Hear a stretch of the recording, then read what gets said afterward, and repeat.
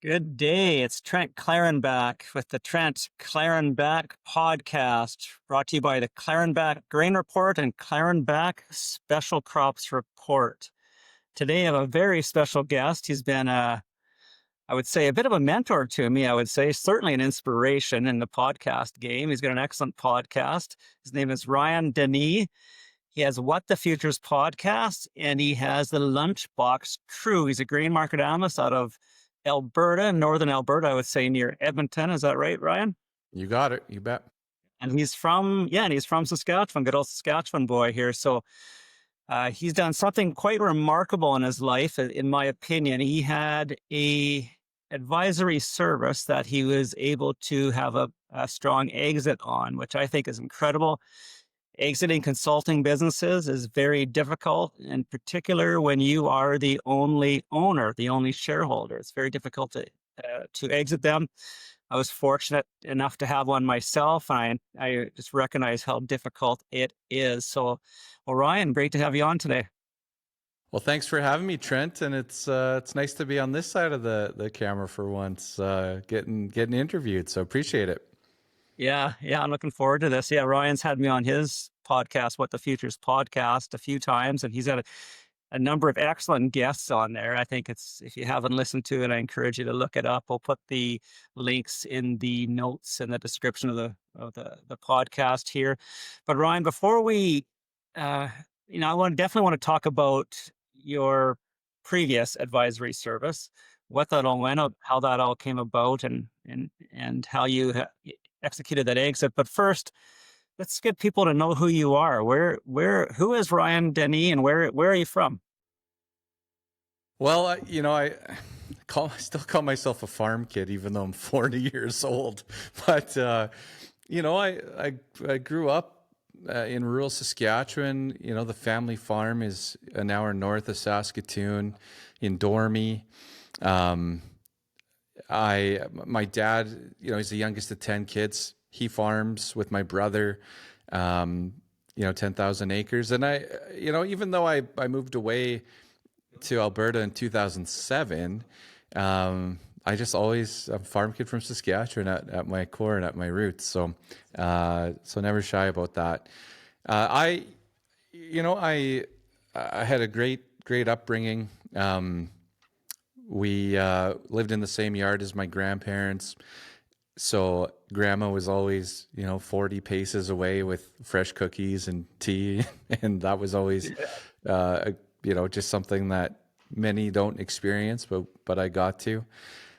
We had everything on the farm. We had cows, we had pigs, we had horses, terrified of horses, but that might be a story for another day. Chickens, everything. The farm was a busy hub. My dad being the youngest of 10 kids, all my uncles, were just a few miles away. So every day there was action and activity at the farm, and it was a special upbringing. So I certainly was lucky.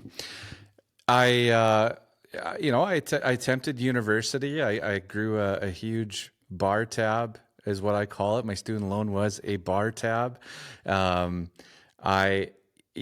grade 12, I was like, I need to go to university. I need to go and move to the big city and experience this. And in retrospect, I was maybe a little bit immature to be at the university, so I did struggle.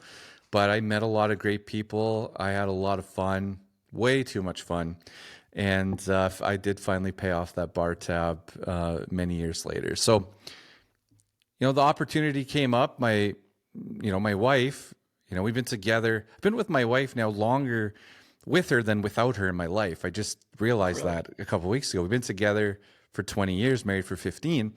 And I told her that the other day. I'm like, I've now officially, my life, I've been with you longer than not. So I told her I was going to work really hard to stretch that into at least another 20 years. But she wanted to move to Alberta. She was transferring to the U of A, the French, the Faculté Saint-Jean is the name of the school there. And I was like, you know what? I'll move to Edmonton. Like, I'm a big Oilers fan. The Oilers had just lost the Stanley Cup finals the year before to Carolina, and I was like, yeah, like I'll come and I'll work or whatever. We'll figure it out. And I made the big move to Alberta, and so my first job in Alberta was with the big move in the spring of '07 was working with BASF. I thought, I'm going to be a chem rep. Like, when I was in university, everybody wanted to be a chem rep or work for a chemical company. And then everyone was getting, all those summer jobs to do that. I ended up doing I worked for the retail, our local retail the one year. My dad had a farm accident in April of that next year. So I was supposed to go back to the retail, but ended up farming. I ended up getting a call during finals and to be like, your dad's been in an accident, has had an accident. What ended up happening is we used to run a portable grain cleaner, and he got his hand caught between the belt and the pulley on the grain cleaner. And so it burnt, 3.5 of his fingers off. And I was actually supposed to be with him that day. But I went partying the night before, and I ended up not going. So I've kind of held that with me as well, to be like, I wonder if it would have been different if I was there. So I did some farming. I sat in the tractor, dad's youngest of 10. So I had all the support, my uncles, everyone supporting me, but I planted that crop. And actually, my uncle on my mom's side from the city, he came out and basically helped me, and we put the crop in. And I just, I had ran tractors before. I'd done everything to what a kid would do on the farm. I've done everything, but I had never done it. And so I was the one getting up at before the sun was up to get going and get the crop in. So I learned a lot. How old were you? I would have been 19. Oh yeah. Yeah. I would have been 19 because we went for 35 days straight. And then I ended up moving in with my buddy in the city. So I went in early June and moved into his place, and we went on a bit of a ripper that weekend. So yeah, it's definitely 19. It was definitely a life experience for sure. And then Dad was healed up for harvest and able to go. So, yeah. So anyways, we moved to Alberta. I was working for BASF. Just as I think I had a 6-month contract.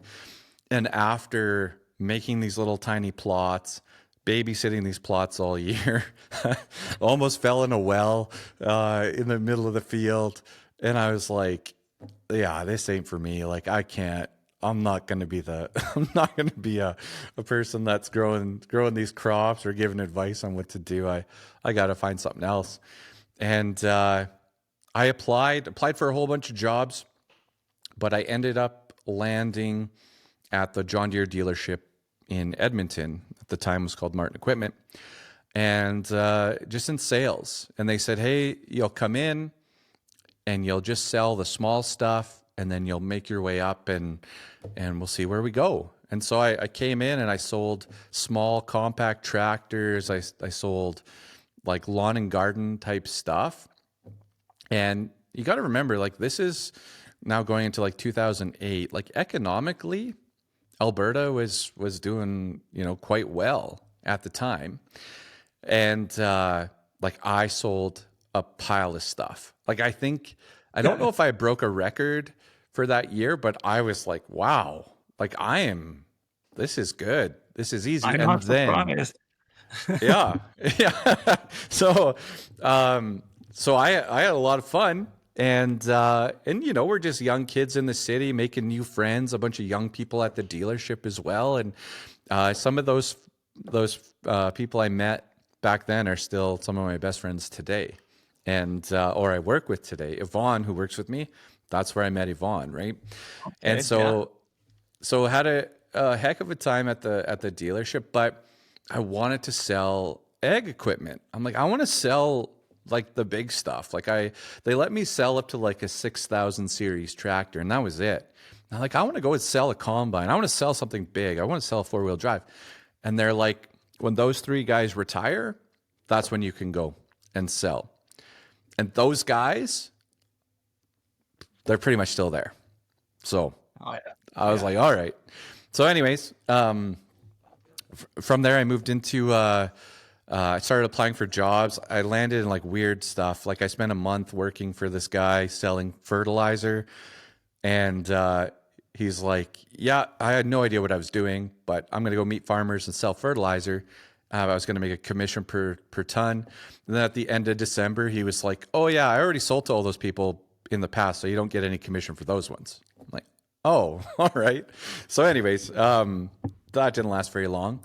But, I applied for other jobs, and I ended up landing at a Viterra as a grain buyer. And I had to drive an hour and a half to work each way through across the city of Edmonton and into an hour, like 45 minutes northeast of Edmonton. And like I remember getting up, we lived in this crappy apartment in this bad neighborhood in West Edmonton. I would get up and I had to be at work for 8 a.m. My drive was so long that I would stop in Sherwood Park for coffee and then continue on my drive. It's like, oh, the first hour of my drive is done. Get a coffee, go to the bathroom, and then continue my second hour of driving. Yeah, I did that for a couple of years, basically.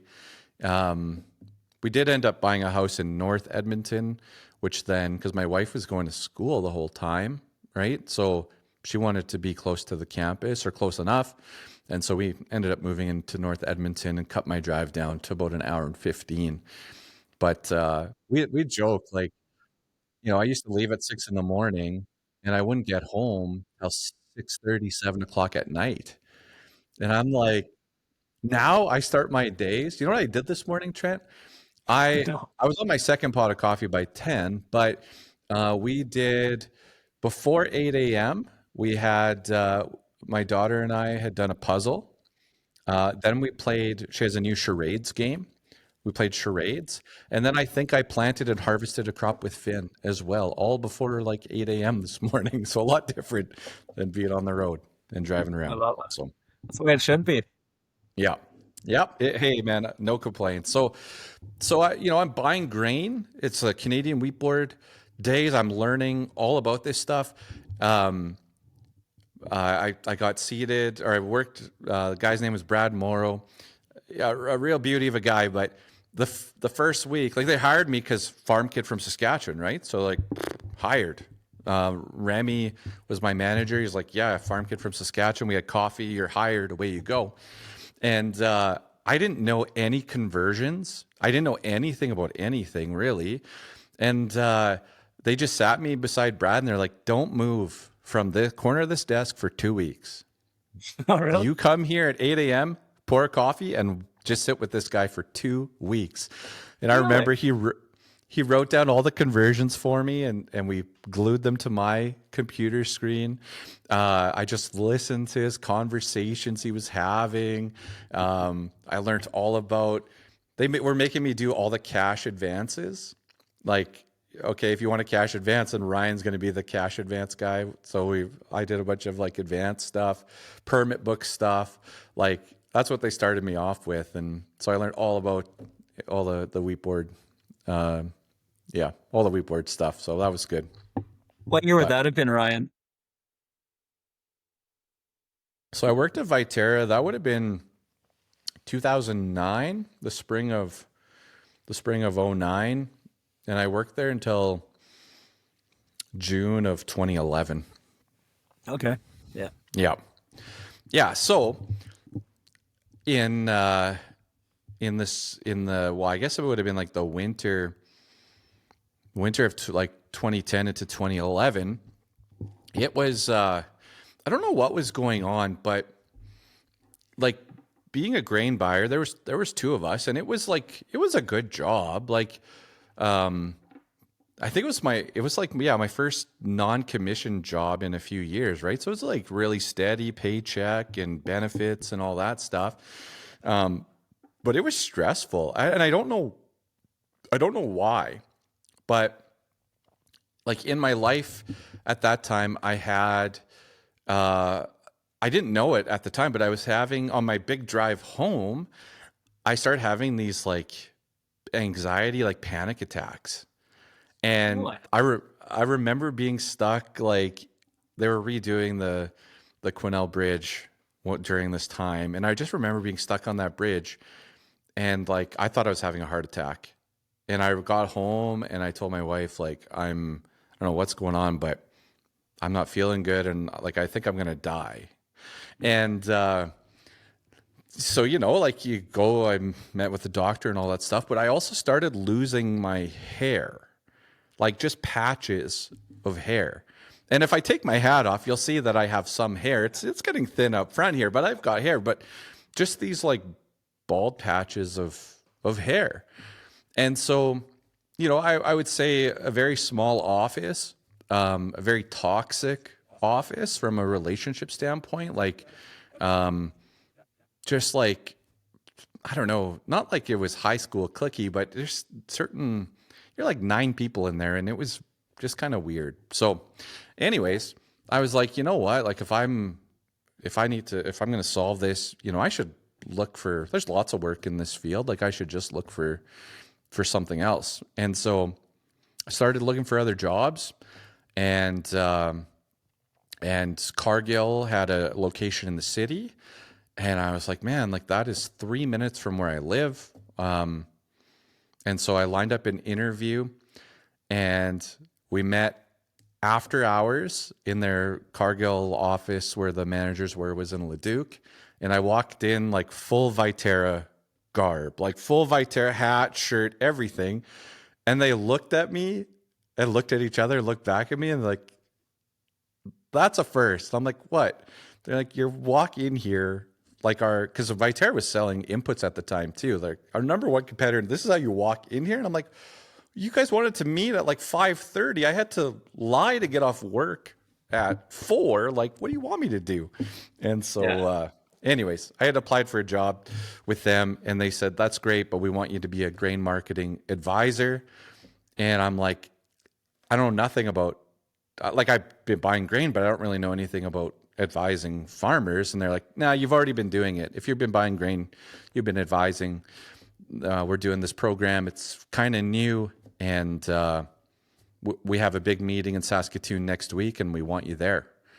And I was like, oh, okay. So took the job, got a pay bump, right? Got a raise, got a company vehicle, and said, yeah, I'm going to go be a marketing guy with Cargill. And I don't know, there was like 10 of us in the meeting in Saskatoon. It was a very small room, small team, and that's where I was introduced to their crop marketing program. Did they offer training, management training, leadership training, HR training, anything like that? Yeah, like there was always this has been one of my struggles. This is why I'm not a good employee, but there's always the the online stuff. Viterra had it too, but courses to take online and things to take online, and you had certain things you had to get done within the year, and a lot of it was safety. But you could go and branch off or gain some experience. Like there was certain internal courses that they wanted you to complete, and some of those were around like grain marketing and crop marketing. Like I don't remember, like I took a pile of commerce courses at university. I liked the business side. I liked marketing, like not crop marketing, but marketing. I don't remember being able, I took all this ag business stuff. I don't remember anybody talking about commodities or talking about like working with the industry in this way or this capacity at all. Again, very large bar tab at the end of it. Maybe it was there and I didn't see it, Trent. But Well, how many years were you there? How well, I many went to years were you, university for 4 years of university. so you got your degree? No, I never finished it. No, it's Was my wife says, she's like, maybe when you unwind this, that you'll want to go and finish up. So hey, maybe I'll be one of the. I remember seeing some of the old boys in class. Maybe I'll be one of those finishing up. So yeah. Well, it took me 4.5 years. I did start in arts for a year, but I wasn't the best student either. But you and another one of my close buddies, who's a leader in the industry, leader in his field in agriculture, and he doesn't have his degree either. And Yeah. so it's more about the person, I think, often than the few letters behind the name. So. Yeah. It's something I'd like to definitely get done at some point, but apparently I'll be one that does it later. So we'll see. Yeah. Yeah. Well, okay. So did they offer, did you say they offered training in commodities then at Cargill, or was that just Like, learn by watching and observing? yeah, like very lightly. Like, so if you think about it this way, so you have, you have a person at the top that's in charge of the analysis. Maybe there's two people or one and a half there, and then you have someone, in charge of the creating how you're going to offer this program and how you're going to market this program out there.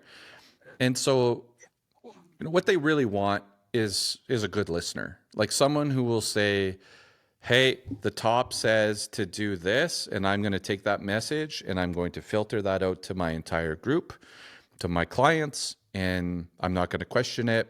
I'm not going to push back on it. I'm just going to execute it. And, that's what they would prefer. That's what they'd like to see, because they're, this person is the top, the person making the decisions, and everyone down the line just follow and try not to screw it up in between. And so there was some stuff, but not, I didn't, again, being a farm kid or farm guy, like, I had to go and like talk this stuff out with my dad or my father-in-law or my, family. And like, you want to make sure that they're doing the best they can. You want to help. And so, I started branching out and searching for information and searching for, how to learn some of this stuff. And you know what, Trent, I ended up going, so I went back to, like, I did a bunch of classes through Olds, right? Because Olds had a really good online program. So, and I think maybe even Cargill actually paid for some of that. So I did do some of that old, like, there was some commodity stuff in there. That's probably where I got the most exposure, actually, was going through some of that Olds program. I ended up getting a few certificates and different things, but I don't know what it all amounted to. So, yeah. So when you're representing the company and your mandate, your job description is to source grain, and then you have your family members who often, I don't know, I won't speak to your family, but quite often farmers are skeptical of the grain companies. Mm-hmm. Is that a bit of a challenge then? Did you run into that a little bit, or maybe your family's not that, maybe a little more rational approach to things? Oh, well, we'll see what we got for time here today, Trent, but that might be a second video. So my role at Cargill was, like, I went to my first farm and said, I would like for you to give me $10,000 to join this program, and I'm going to help you with your crop marketing. And by the way, I have no idea what I'm doing.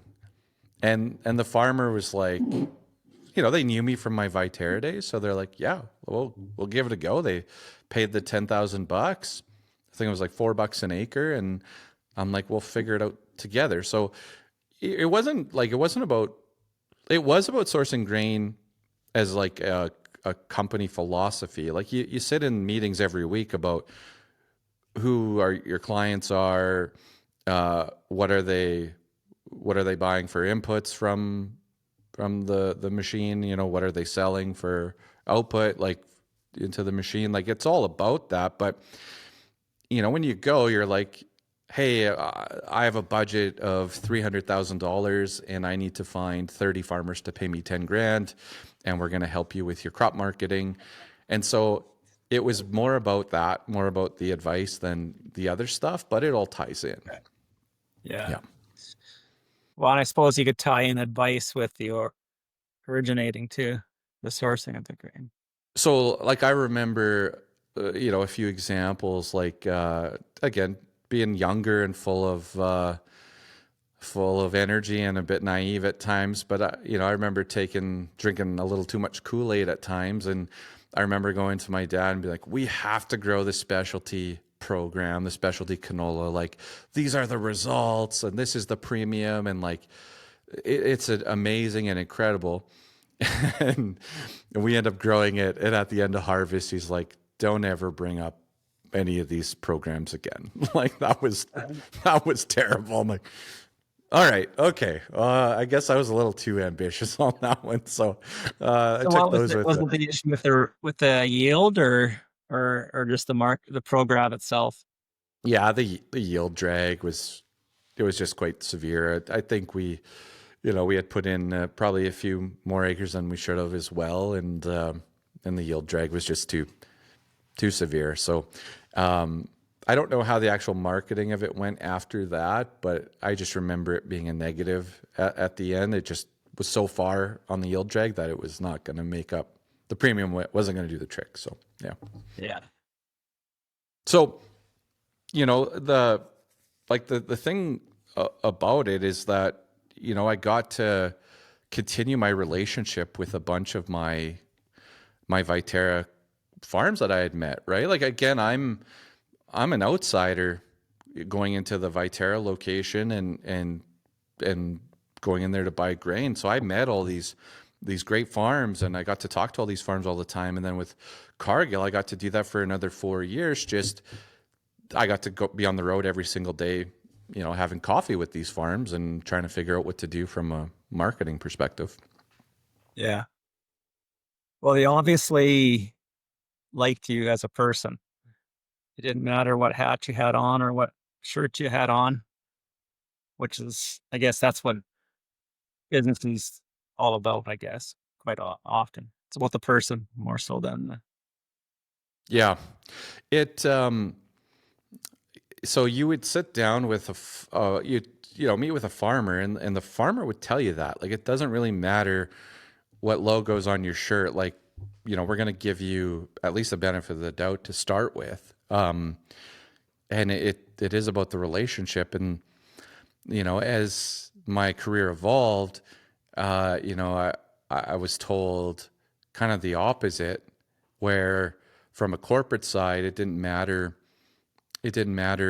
about the person. It was the logo on the shirt and the relationship with the company, between company and farm. That was going to rule, you know, as the ultimate, as everything else aside. Like, that was going to be the key driver, which I did not agree with. But yeah. No, that's interesting. Okay, so let's get back on track here, I guess, after I took you on a tangent. You're at Cargill, Yeah. the canola program. I started helping out your family. Where do we go? What happened after that? Or where do we go from there? So What's next? At this point, I'm also farming as well. So my dad's the youngest of 10. He decides, my brother's 3 years younger than me. My brother wants to farm. I want to farm. So dad makes the decision. He was farming with his two brothers older, you know, just older than him. He says, okay, I'm going to farm with my boys now. And, you know, split off from my uncles, which was a huge, like, family issue Like, to go to them and be like, yeah, we need to separate out all the equipment and everything, and I'm going to farm with my two boys. Now it was, like, they didn't talk for years, and even some of those relationships have never been repaired, right? Not to what they were. But my dad also felt that he didn't, financially, he had to make that decision as well. And I won't get into why, but, farming wasn't that easy at times in the 90s and in some of the 2000s there. So I started farming, and I had, like 400 acres, and my brother and I bought out, another one of my uncles. We bought his John Deere 7721. We bought his, was a 4650, I think, that was pulling that thing. We bought these old augers and these old trucks, and took out a loan to buy all this stuff. And so our first crop with our dad, we're out there with a 9600 and a 7721, and I was like a weekend warrior. Like, I'm working on my career at Viterra and at Cargill, and I'm getting busier, and so I'm driving 6 hours back to the farm like every weekend in the season. And I did that for like 5 years, 6 years, something like that. And it's getting to be too much. I just couldn't do it anymore. I had another like episode anxiety thing, and I was like, I just have to make a decision here. And so I said, you know what? I'm here. I'm doing this crop marketing stuff. I'm here to help on crop marketing and like help on farm business, but I'm going to go, and I really like that. I'm going to go focus on that. I'm just not going to be an active farm. I'll come and run stuff for you guys. I'll come and help out. But I was getting 2 weeks vacation at the time. Like, and my wife and I were newly married.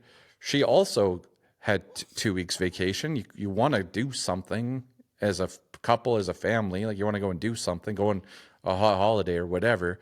Well, all of a sudden you're kind of stuck with weekends on for the farm, and it wasn't fair to them, and it wasn't fair to me. And so I just decided, okay, I'm going to, dissolve my side and just focus on crop marketing. So What year was that? What year was that, Ryan? Oh, that must have been like 2013. I think 2013. I don't know if 2013 was my last crop or if it was 2012, but right in there. Because at that point, I had built up, like within the Cargill program, I had the largest book of clients in Canada. I had, the biggest budget, the biggest numbers coming in. I was working 6 days a week with them, like working all the time and loving it. Like, don't get me wrong, not hating it, loving it, and just putting all my time and energy into it. Wow, that's impressive. I don't know if I call it impressive, Trent, but I liked what I was doing and I wanted to do more of it. And so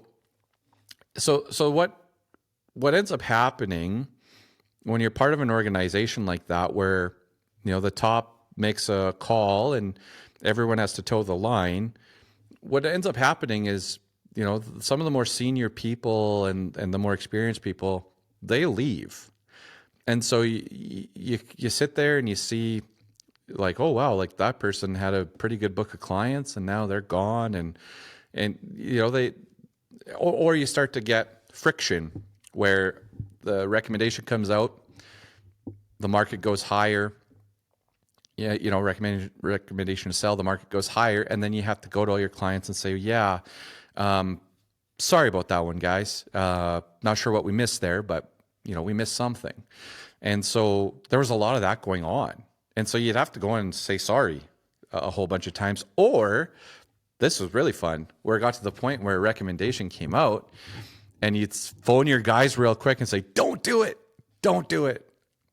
I see something different. This is what I see. And so don't do that. And let's do this instead. So then you have this poor farm signed up to this program who's reading stuff created by, the analyst saying, this is what we see and this is what we're doing. And then you got this guy that comes to your farm 10 times out of the year to have coffee with you saying, yeah, don't read all that and don't do it. Like, don't exactly follow that. We're going to do this instead. It's completely toxic, right? Yeah. So do you think, is there, and just answer how you feel comfortable with it, or answer what you want to feel comfortable with. So getting in the direction of the market's difficult. And I believe that grain companies get it wrong. Not every time, but probably 50% of the time, just for a round number. Maybe slightly better than 50. Is there sometimes, do you think there's recommendations going out that are more for the company's agenda, their incentives, than the farmers? Or answer as you see, answer what you're comfortable with. But there's that suspicion amongst their customer base. That's what happens. So there'll be two parts to this answer. Okay. Cause I'm going to answer it. Cause when I led a group of advisors with Farmers Business Network. So I'm going to answer it in that way as well, which is going to make people cringe. And I'll answer it first in my experience working with a line company. And so like what I learned was that nobody really knows. Like, this person may have been doing this for 40 years and I have a pile of respect for, and they do amazing research and they're a great writer, but they still don't know what's going to happen tomorrow, right? You might have an idea, but you're going to get wrong. So I learned that. I'm like, holy smokes, like I actually don't have to be able to predict all this stuff. So that gave me confidence to go it on my own. But you have meetings every single week, every Monday, with a team at the table that talks about, hey, we have these cars coming. We don't have enough grain bought for them. Go and beat the bushes, go and find this stuff. Hey, your client normally sells this amount of tons of wheat to us. They have sold way less. What's going on? Where is this grain instead? Like, it's a very, you have entire CRM programs like to track every call, every text, every note, everything is in there. And so like you have all that information. Plus at the time, there was also, from a high level, the management group had access to the exact percent sold of the entire customer base using that program, the program that we had at the time. That if you wanted to know, hey, out of these 1,000 farmers we work with, what's their percent sold on canola? Boom, it was right there. So what would happen at times is we'd get like the message of, we need to buy this, we need this in Vancouver. There's a lot of transparency within the company. You knew a lot of the numbers, but we need this. And then all of a sudden, boom, the next day, recommendation would come out. And we kind of sit there and be like, I'm not exactly seeing what they're seeing for this recommendation. Like, what am I missing? And you never got an explanation. You never really got if you did question it, there was always an answer, right? But yeah, like you would get a recommendation that, let's just say it didn't hurt. It didn't hurt the other side of the business that recommendation came out. Right. All right. So it is, and I don't think anyone's naive to this. I think everybody knows this, but there's a lot of information tracked in the background, and people have to, as an employee, you have to answer to that too. So like, I remember they'd pull up my customers and be like, hey, this guy hasn't sold us as much wheat. Like, where is it? And I'd be like, oh yeah, well, Patterson had a heck of a deal, and we sold it all over there. And it was like Armageddon. It was like, what? Why didn't we get a chance at it? Why didn't you tell us this? And then your buddy, your grain rep with you would be like, what the heck, man? And I'd be like, what? Like, I'm supposed to help this farm sell at the highest price. Like, what do you want me to do? And it was very awkward and painful. And it got even worse, Trent, when I would go to my farms and say, like, you're like a top customer here. But just I need you to know that you pay way more than anybody else for your inputs. Like, I can't not tell you that. Like, I have to tell you this because I don't know why you're doing this. I don't know why you're paying so much more for canola seed than anybody else in this in my customers or within this region. So that was very uncomfortable as well. But again, with farm roots, I was like, and again, the farmer should do some price checking. It's not all, it's not all on the organization, but the farmer should do their due diligence. But I also learned that, loyalty in agriculture is expensive. Yeah, and I think people have to understand is the incentives aren't the same between the buyer and the customer in this situation. It's hard to buy grain and pay the most in the marketplace for it and stay in business. Yeah. So, yeah. Yeah. So, like, it does have to make business sense. And that was one thing, where at work, like, you knew the margins and the margins were clear every month. Like, you really saw, and that was great. That was a great education, actually, seeing all that and learning from that.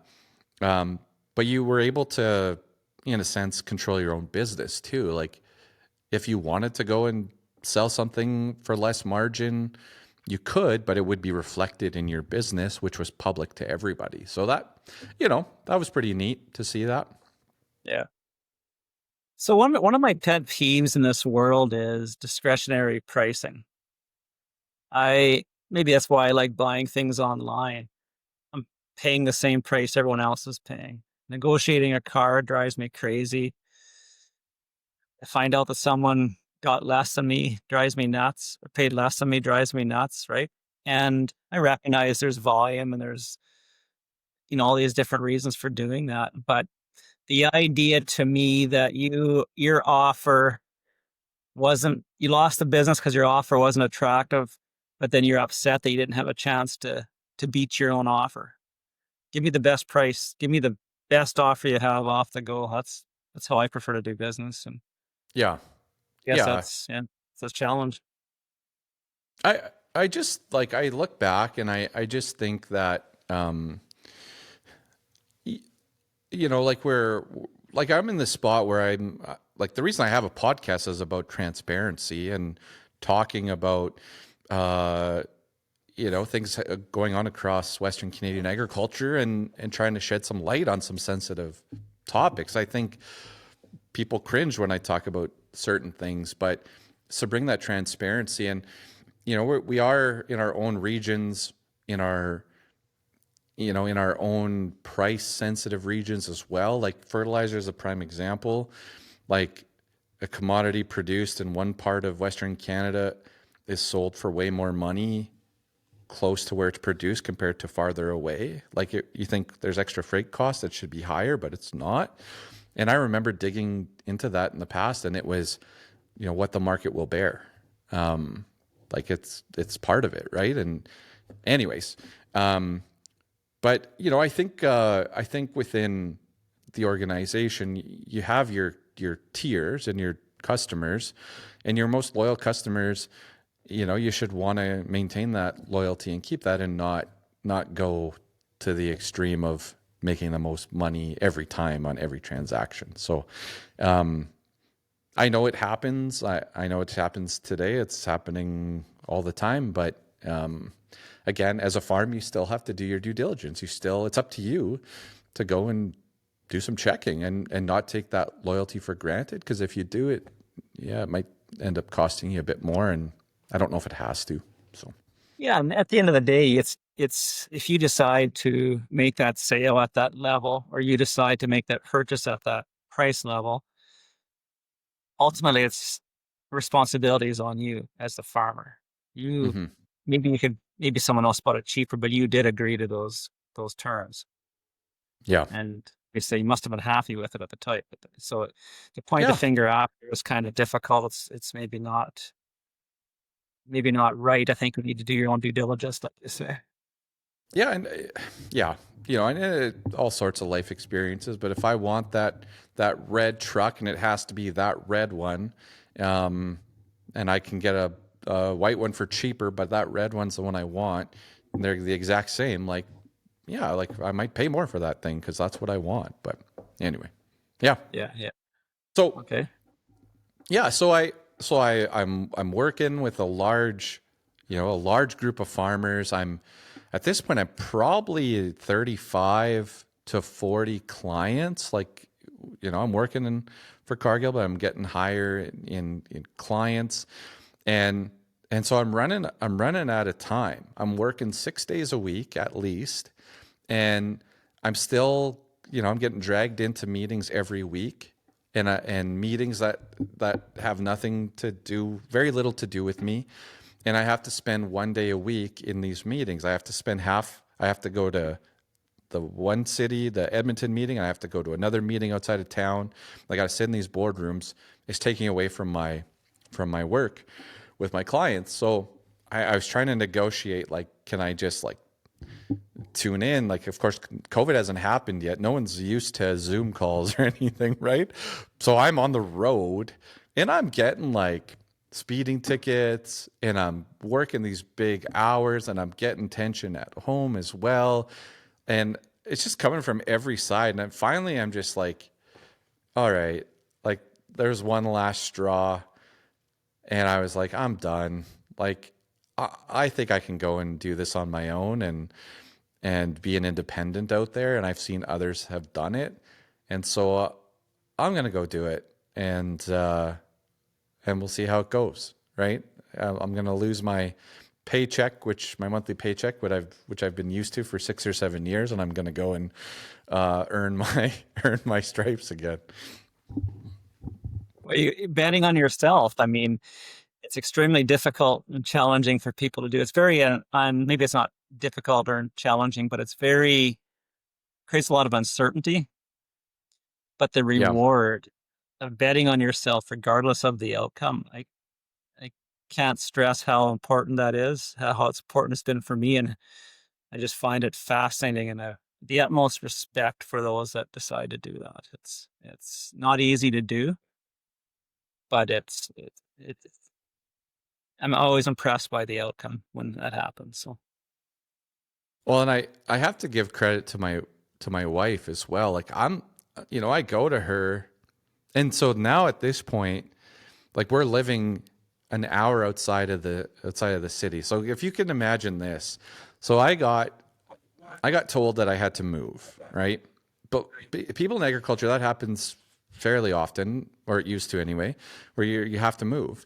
And so they're like, you have to move. We're switching you to another location and you have to move. So I go to my wife and I'm like, hey, I know, I think at this time she's working at the university now. And I'm like, hey, remember when I used to drive for 2 hours? Well, I'm getting transferred and we need to move. And how would you feel driving an hour and a half back into the city? And she's like, well, it'd be nice to get out of town. We're both farm kids, so it'd be nice to get some space and get an acreage. So we had actually been looking at acreages. So she's like, okay, yeah, I'll drive in and we'll figure it out.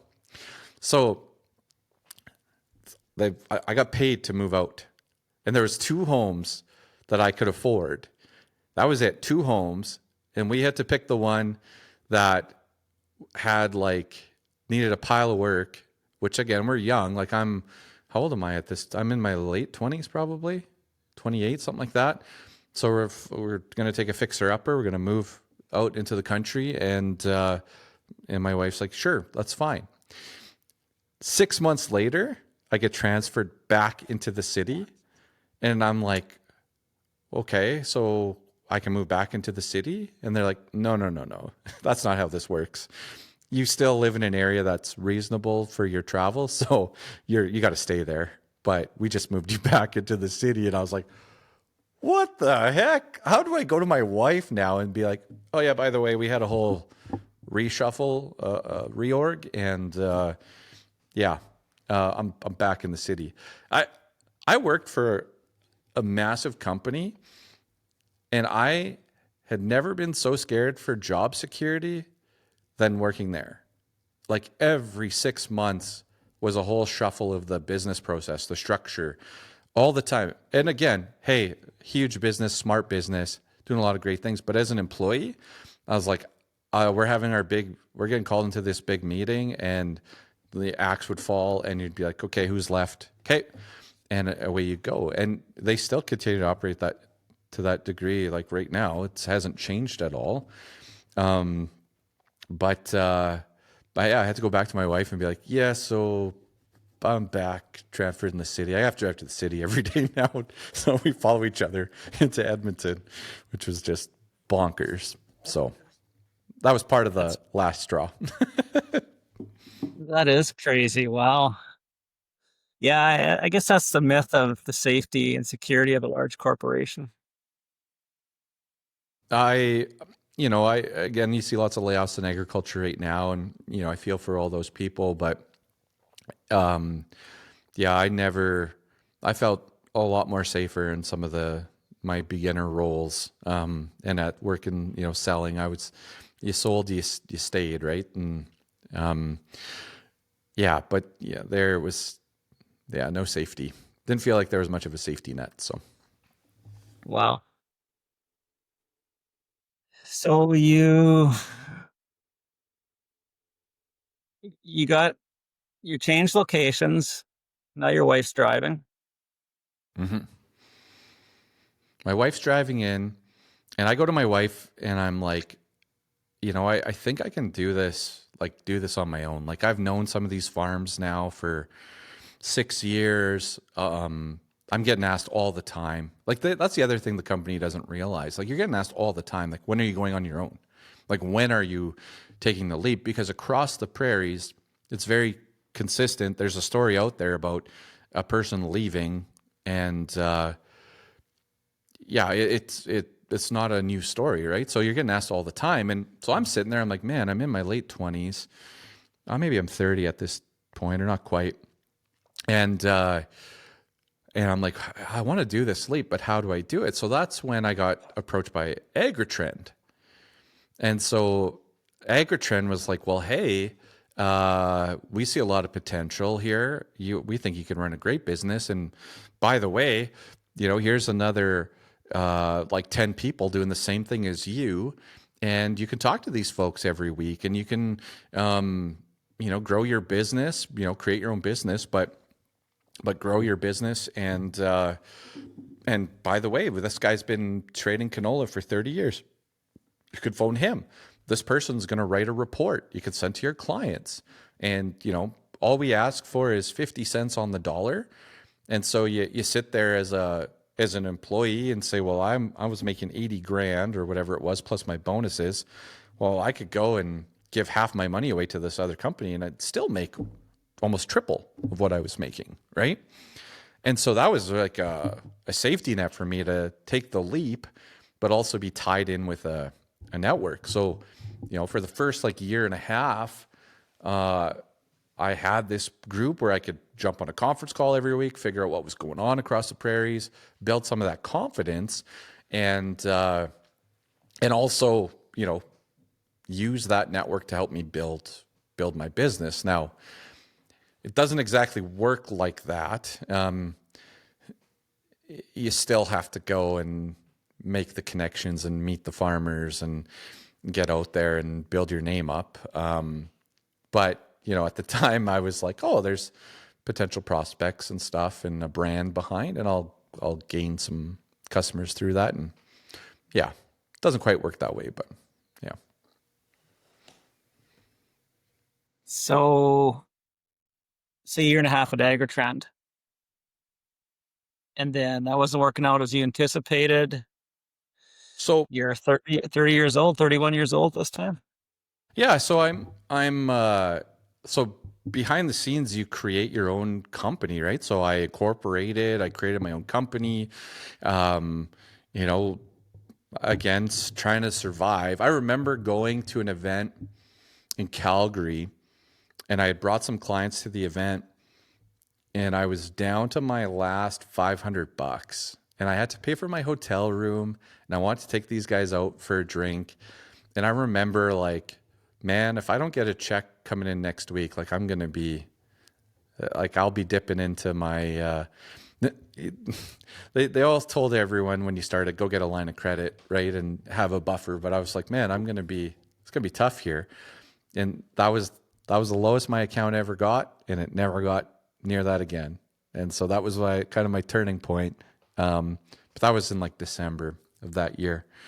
So anyways, you're going and you build your company and you learn how to do this stuff, and you're getting your accountant, and there's more stuff involved of running your business. So you're kind of learning. And what happens again is you start looking at the 50 cents on every dollar, and you're like, that's a lot, that's a lot of money.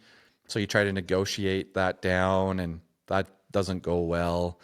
And there's some changes that happen, right? Agri got acquired at that time and stuff. So some changes were happening.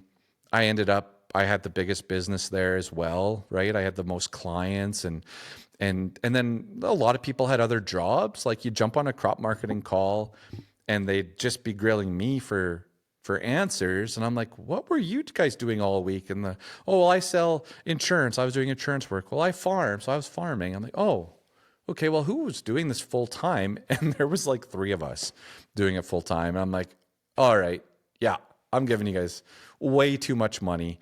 I gave him $250,000 one year, and I was like, no, I could figure out something else to do with that $250,000. So I left that network, completely left the network, and just, again, like even when I was there, I was still putting out my own reports, my own research, my own recommendations, growing as an analyst, as an advisor, and just had people to run ideas back and forth with. But, I ended up shutting that down, that relationships down, and then just being on my own, which again, you're not truly on your own. You have contacts and colleagues and people to talk to, but just not as formal as it was before.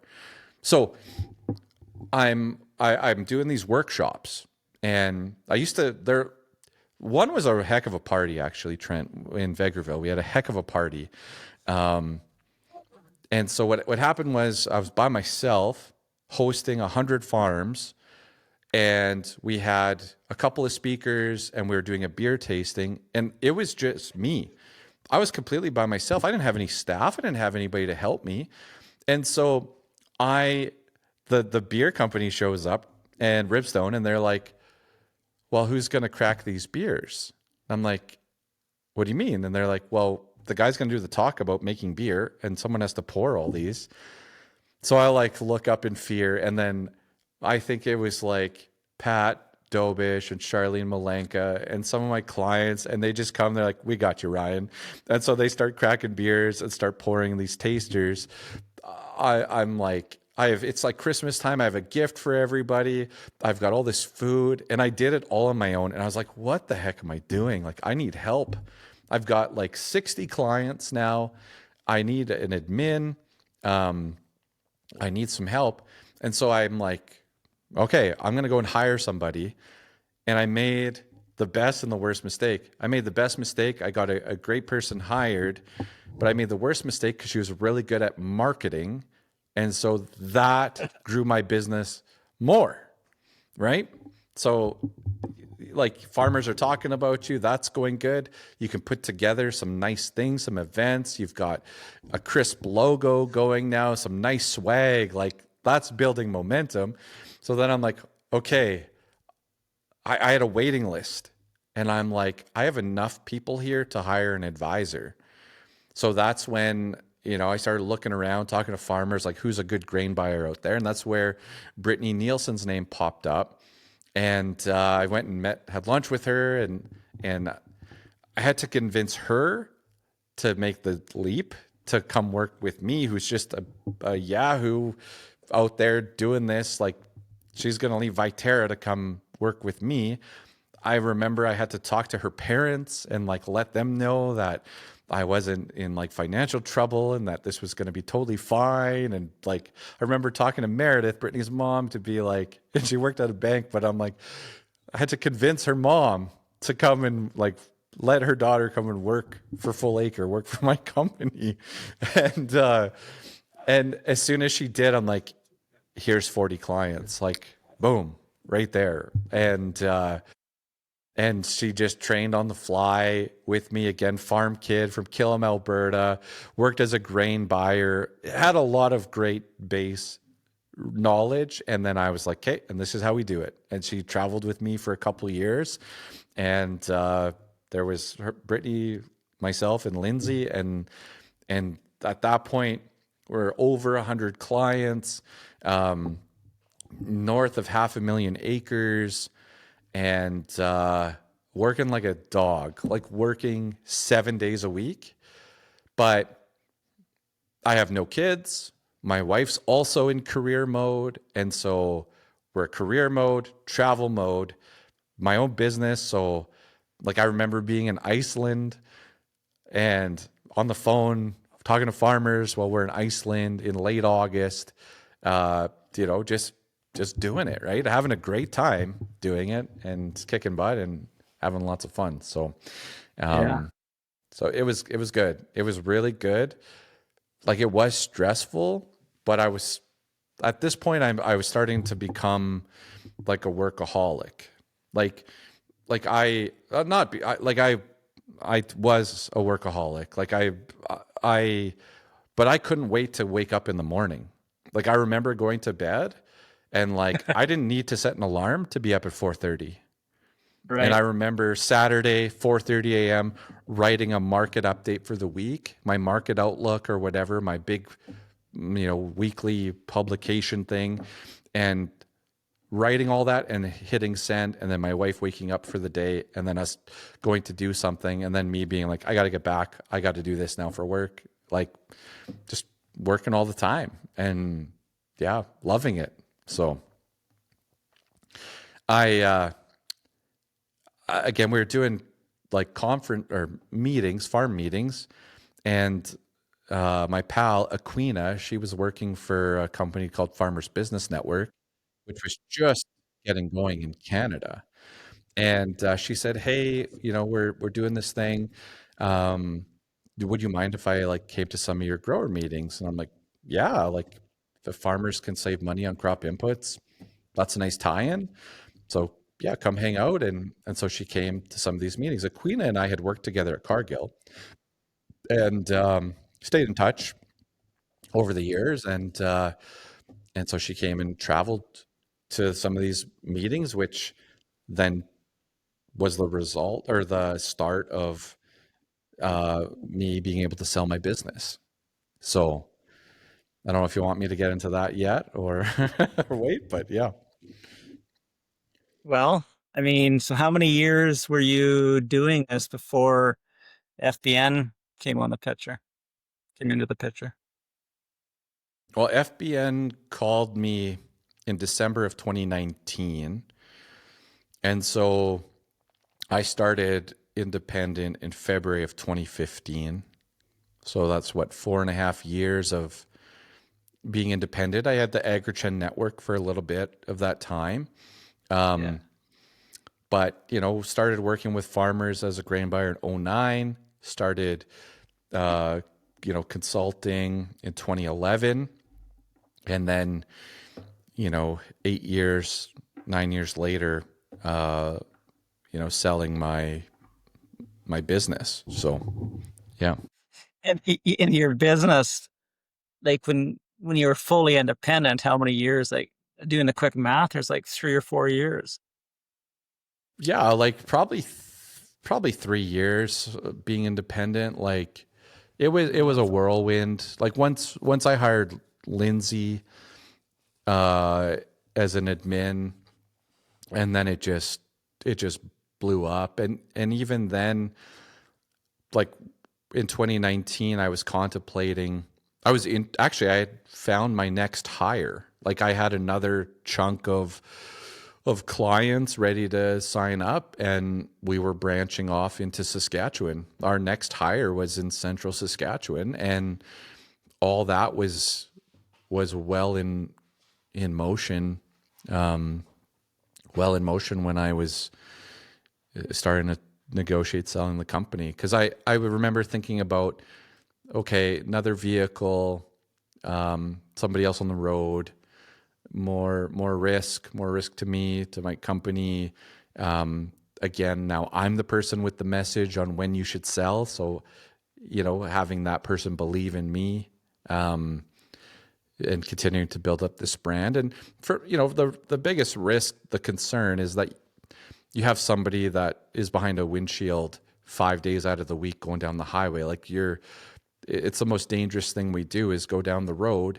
And so the risk of that person getting injured, like that's what keeps you up at night. That's why you ask them to send you a message at night when they get home, right? Like, oh, you're going that far today? Okay, let me know, check in throughout the day. Like that's where the risk climbs. The other stuff you can, whatever, it's pretty minor.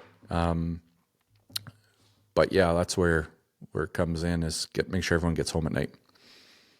I had a similar concern. So I had a number of consultants working for me in environmental, and going out in the middle of nowhere, well site to well site, out in the PFRA pastures for miles on a quad or on foot. And yeah, big concern. We took some steps to, part of our safety program involved those periodic check-ins and whatnot. Had some other measures that we took periodically, and yeah, it's always a big concern for sure. Yeah. So FBN came in. Did you make that hire, or or just about to? Can't remember. There was a little delay with the person I was going to hire on. I can't remember exactly what the reasoning was. There was a benefit for her to stay where she was a little bit longer. And so like FBN called me in December of 19.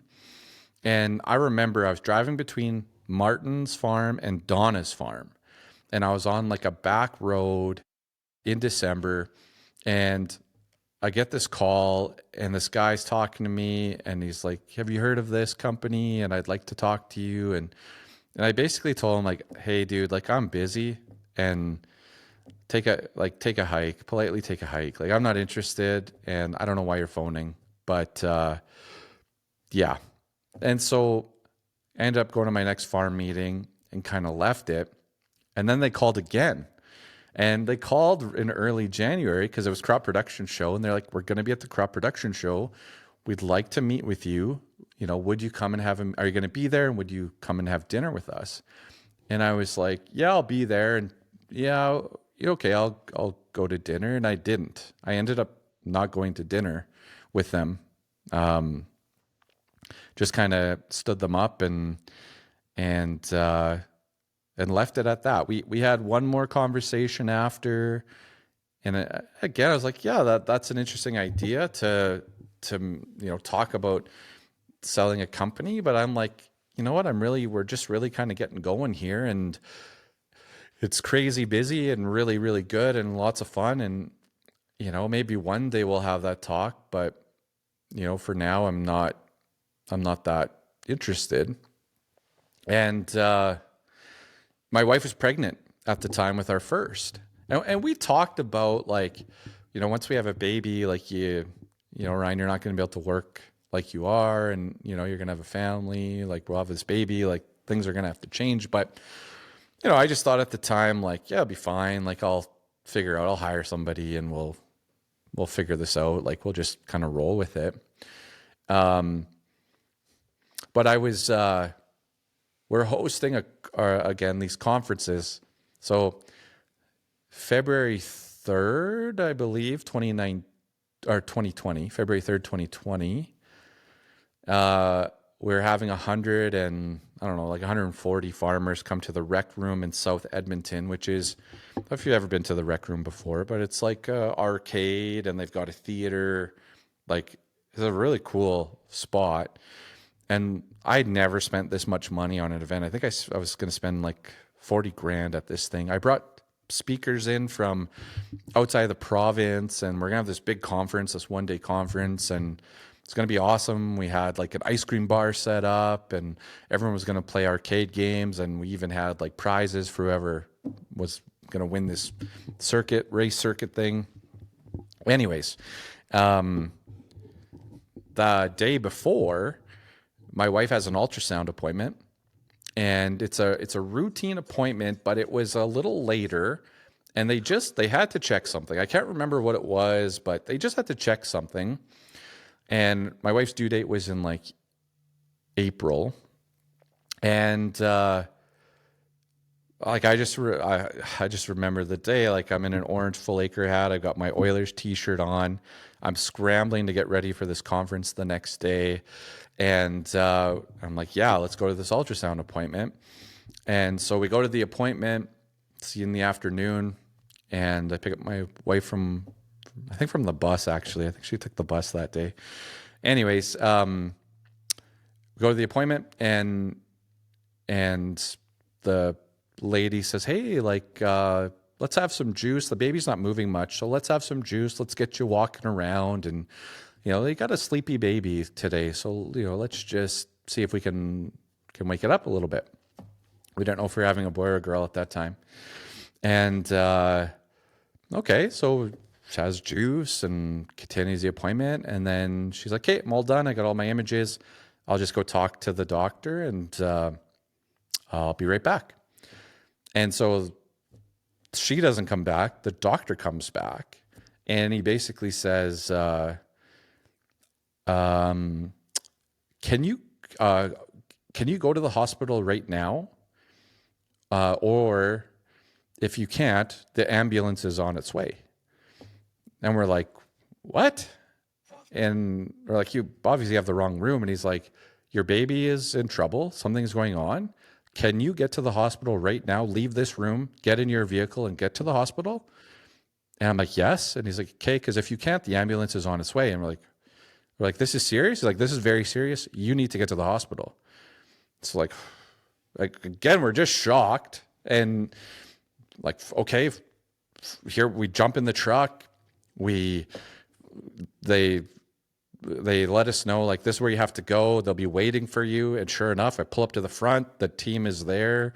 We go upstairs, like imaging, everything's going on. We have no idea what's going on. They're just deciding if they're going to take the baby out or not. Like, it's this whole whirlwind thing. And then finally, it's like, it's well past supper time. And my wife asked the doctor, like, are we going home? And she's like, no, you're not going home. And cause like, you're waiting for everything. Right. And so no, you're not going home. This is pretty serious. You're not going home. So I have to text a buddy and be like, I'm putting this conference on tomorrow. And like, I'm supposed to speak about this, and I need you to do it. And it's like 7:00 at night, and he just does it. Like, nope. He's like, I got you. I'll do it. Drives up. So this conference, my brother goes to the conference, and Brittany's at the conference, and Lindsay, and farmers are like, where's Ryan? And they're just like, Ryan's having a family emergency, couldn't be here. And like, I don't even know what my brother all did that day, but I know my brother took my spot along with my buddy and, took care of it. I have no idea. It was super cold that day. It was like -45. I know attendance was down a little bit, but nobody knew what was going on, and we were in the hospital. And anyway, so that aside, it was super late. It was like 11:00 at night. And the one technician had to stay late. And I remember my wife like apologizing to her to be like, I'm so sorry that you have to work late. And she's like, no, like, we're here to help you. And then I remember the doctor coming in and just sitting on the bed, and the doctor just started crying.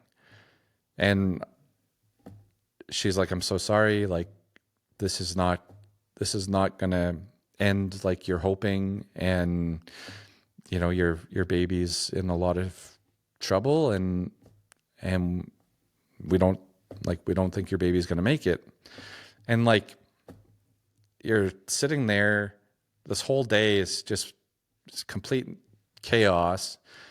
And then that's the news you get at the end of the day. Like I don't know, it's like 11:30. It's just crazy late. And they're like, you can stay in this room. We're on the delivery ward. You can stay in this room, and we'll come to you with a plan tomorrow. And yeah, it's completely empty, confusing feeling because you see your wife who's very pregnant, who's feeling completely fine, and then you're getting this news and you're just like, nah, like they got it wrong. It's not us. I remember it was a whole month after. I just remember being in denial the entire time, and I can be an optimist, and I'm just like, let's be optimistic. And so we get this news and we get this plan, which involves us being at the hospital 5 out of 7 days, being in the like where all the special cases go in Edmonton, like with everybody else that's in that room, all the other women in there and the husbands and the partners, they're all going through the exact, like the same thing to different degrees, but the same thing as you. And so you're all sitting in this waiting room all week, every day. And it's not a waiting room of joy. It's not a waiting room of excitement. It's a waiting room of like, all these people here are high risk and something's wrong, and they're just trying to figure it out and help out. It's nuts. And you're there. You don't have any set times for these appointments. So we would show up with like our lunch packed for the day, games, whatever, phone chargers, like, because you're just in this room all day waiting for your ultrasounds, waiting for your appointments. We had to do, I was there, but my wife had to do all these tests. She was poked and prodded, and then you get a score. They score your baby. They tell you, if your baby scores, I think it's out of 10, but they have to score 10. Anything below that, there's trouble. And like our baby one day would score like 3, but then the next day she would score 7. And so you're sitting there, you don't know what's going to happen. You don't know what's going on. No one could give you any answers. And when they tell you like you have a 1 in a million chance to win the lottery or whatever it is, like these crazy odds, well, I'll take those odds now, because like our case, what happened, they were like, it's like, we don't know. We've never seen this before. We're like, what? Out of all the people you see here, you've never seen this before? They're like, this is new. Like, we don't know what this is. And so that throws you for a complete loop. That's crazy. It's, like you go through it, you go through baby loss. Like our daughter Eva was born March 3rd.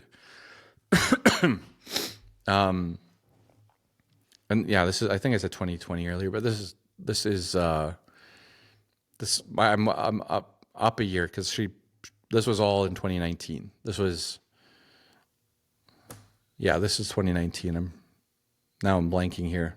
Getting too emotional, Trent. But March 3rd of 2019. So my timelines are off a little bit earlier. And so like you talk to people that go through this, like it's very common, like, miscarriage is common. Baby loss, like the odds are high. Like it's not like super low odds. Like this is a very, like, this happens all the time to people. In fact, when my wife was delivering our daughter, we weren't the only ones going through that night. There was 2 other families there. Out of like 20 rooms, there was 3 of us going through the same thing. So they have trained their staff now, their nurses, their doctors, everyone's trained with this because they deal with it every day. And so they're trained now for all this. So like all my friends are having babies. Nobody is having any trouble or difficulty at all. You don't hear anything. Everything's good. Great. Congratulations. And then we're going through this and finding out that this is pretty, going through something like this is not rare. Yeah, it's something. So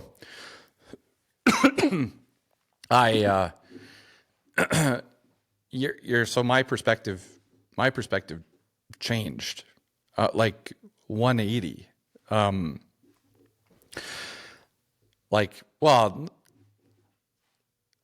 We had to plan. So in the month of February, you meet with all these different teams, right? And these doctors and these teams and these nurses, but we had to meet with one team and we had to plan our baby's like end of life, like the end of life steps, which is insane to go and have that appointment and to go through those steps where they're like, this is what we're preparing you for. And when baby is delivered, if this happens, then this is the plan. If this other thing happens, then this is the plan. And these teams of doctors will be there and they'll come in, and if they, they'll take control if what they see is what they handle, right? So, but you have to talk about how aggressive you want, like life-saving techniques, how aggressive you want to be on life-saving techniques. Like they're like, we will do everything, right? And you sit there and say, well, 100%, like I want you to do everything. I want my baby to live. So do it all. And then you have to come to terms with doing it all might not be the best for your child. And so you have to make decisions, before they're born, that is about their end of life. So, so you're going through all that. We did things like we went in that month. We went and like Chantel ate all this different food and weird food because they're like, we don't know what's going to happen, but here's things you can do. We did maternity shoots. We read to, every day. You're just trying to find that some type of connection and some way to cope. And then I'm running a business at the same time, a business where it's on me. To sell or not to sell is on me. And in fact, the markets, I don't know what they were doing, but the markets, something had happened, and one farm got very upset.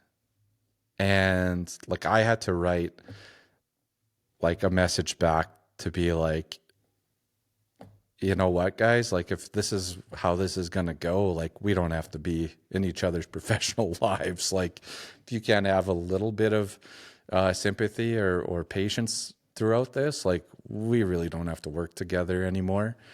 But that was within like the first 2 weeks of all this going down. I remember having to get angry.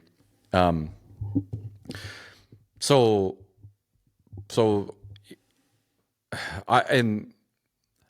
as a business owner, I felt accountable to everybody. And so what I ended up doing is every Sunday I wrote like an update, not a crop marketing update, but like a life update about what we learned that week, what we went through for appointments. And I would write these long emails, and just my poor clients were just getting these emails every Sunday with these updates. And I was just dumping. Like I was dumping like emotion and like it was my release. And I go back and read those now. Like I go back and read those updates, and like it gives me like not closure, but to go and read them again. I don't know what it's gonna sound weird to say it feels good to go and read them, but we don't have a lot, right? We don't have a lot with Eva. We don't have the memories that we should have, right? So to go and see something, there's some connection there. So my poor clients are going through this with me. And of course I've known these people for a fair amount of years now, and I've been working with them, and so they're part of my support network. And I'm still, I was still someone who loved their work and was, like a happy workaholic at the time. But after March 3rd, when my daughter passed away, like, yeah, I remember like telling the farmers, I'm just going to take a couple weeks here and grieve and go through a process, and like 2 weeks just was not enough. You have to start, you have to do something, and you have to continue to live your life, but it wasn't enough. And it was late April, and I reached back out to FBN and I said, hey, I've had something happen here in life that's changed my perspective, and I'd like to talk to you guys again about what this could look like. And so we started up negotiations again. They were still interested. So we started up negotiations, and I flew out there in late May of 2019, San Carlos, California, to go make the pitch of a lifetime.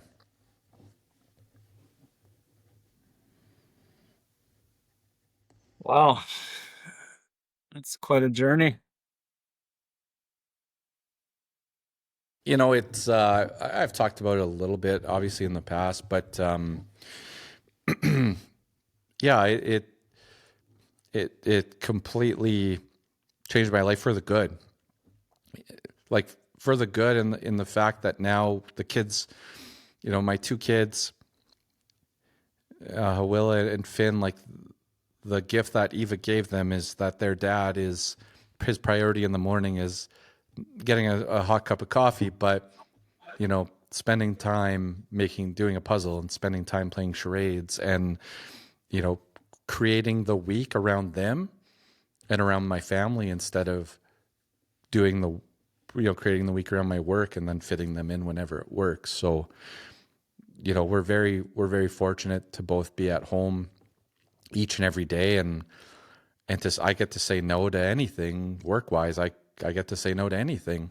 And people will reach out, organizations will reach out and say, hey, we'd like you to come speak. We'd like you to come do a market talk or whatever. And I'm like, yeah, if I got to leave and not be home for the night, I'm going to pass. Maybe in a few years, but for now I got little kids, and I'm fortunate I don't have to take that role or that gig or whatever it is. So I go to I go meet with FBN, which, like, don't get me wrong, they played hardball as well. And they also saw what was coming at them. Like, I was very transparent on what had changed in my life. But they said, okay, we'll fly you down. And I said, well, before I fly down, we got to talk about some type of structure, some type of number. And so I had to send them all my financials, sign our NDAs, send them all my financials. And then they came back with like this crazy low offer. And I was like, and they had a plane ticket booked for me. And I was like, I'm not going to be on that plane, so you can cancel that ticket. And I just hung up the phone. And I was like, that's really weird. I'm like, I'm doing really well here. Like I could make that in a year or two. That's really strange. And so I'm like, well, I guess that's how they want to play it. And I was like, the deal's definitely not getting done. And it was for nothing, and whatever, we'll keep going, keep working, and go from there. And I didn't phone them. I didn't answer any of their emails. I just left it. And then they reached out again, and Devin left me a voicemail, and he's like, we made an accounting error. And so I need you to know that the number's a lot different than what we had given you. And so I'd like to tell you what the number is. So I'm like, oh, okay. So we had a conversation, and the number was worth jumping on that airplane.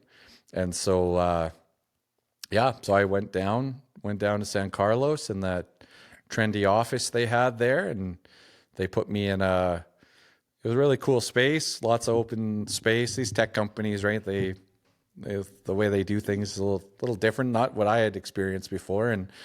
And so, the CEO walks up in Crocs and a Star Wars t-shirt, and I'm like, all right, okay, this is comfortable. And then they're like, let's go out for lunch. And I'm like, there's lunches right there. Like the caterer just brought in lunch. And they're like, oh yeah, no, we get that every day. Let's go for lunch. Like, all right. And so, so they put me in a room for the day. I was there from like 9 to 3, and I just pitched Canadian crop marketing and what I was working on, what I was doing. They already had crop marketing in the US, and the reason they started to call me is because Aquina was working for them, and she wasn't working for them when we started this negotiation. She had left, but she's the one who was like, hey, you guys should phone this guy, this Ryan guy. Like I like what he's doing, and you should give him a shot.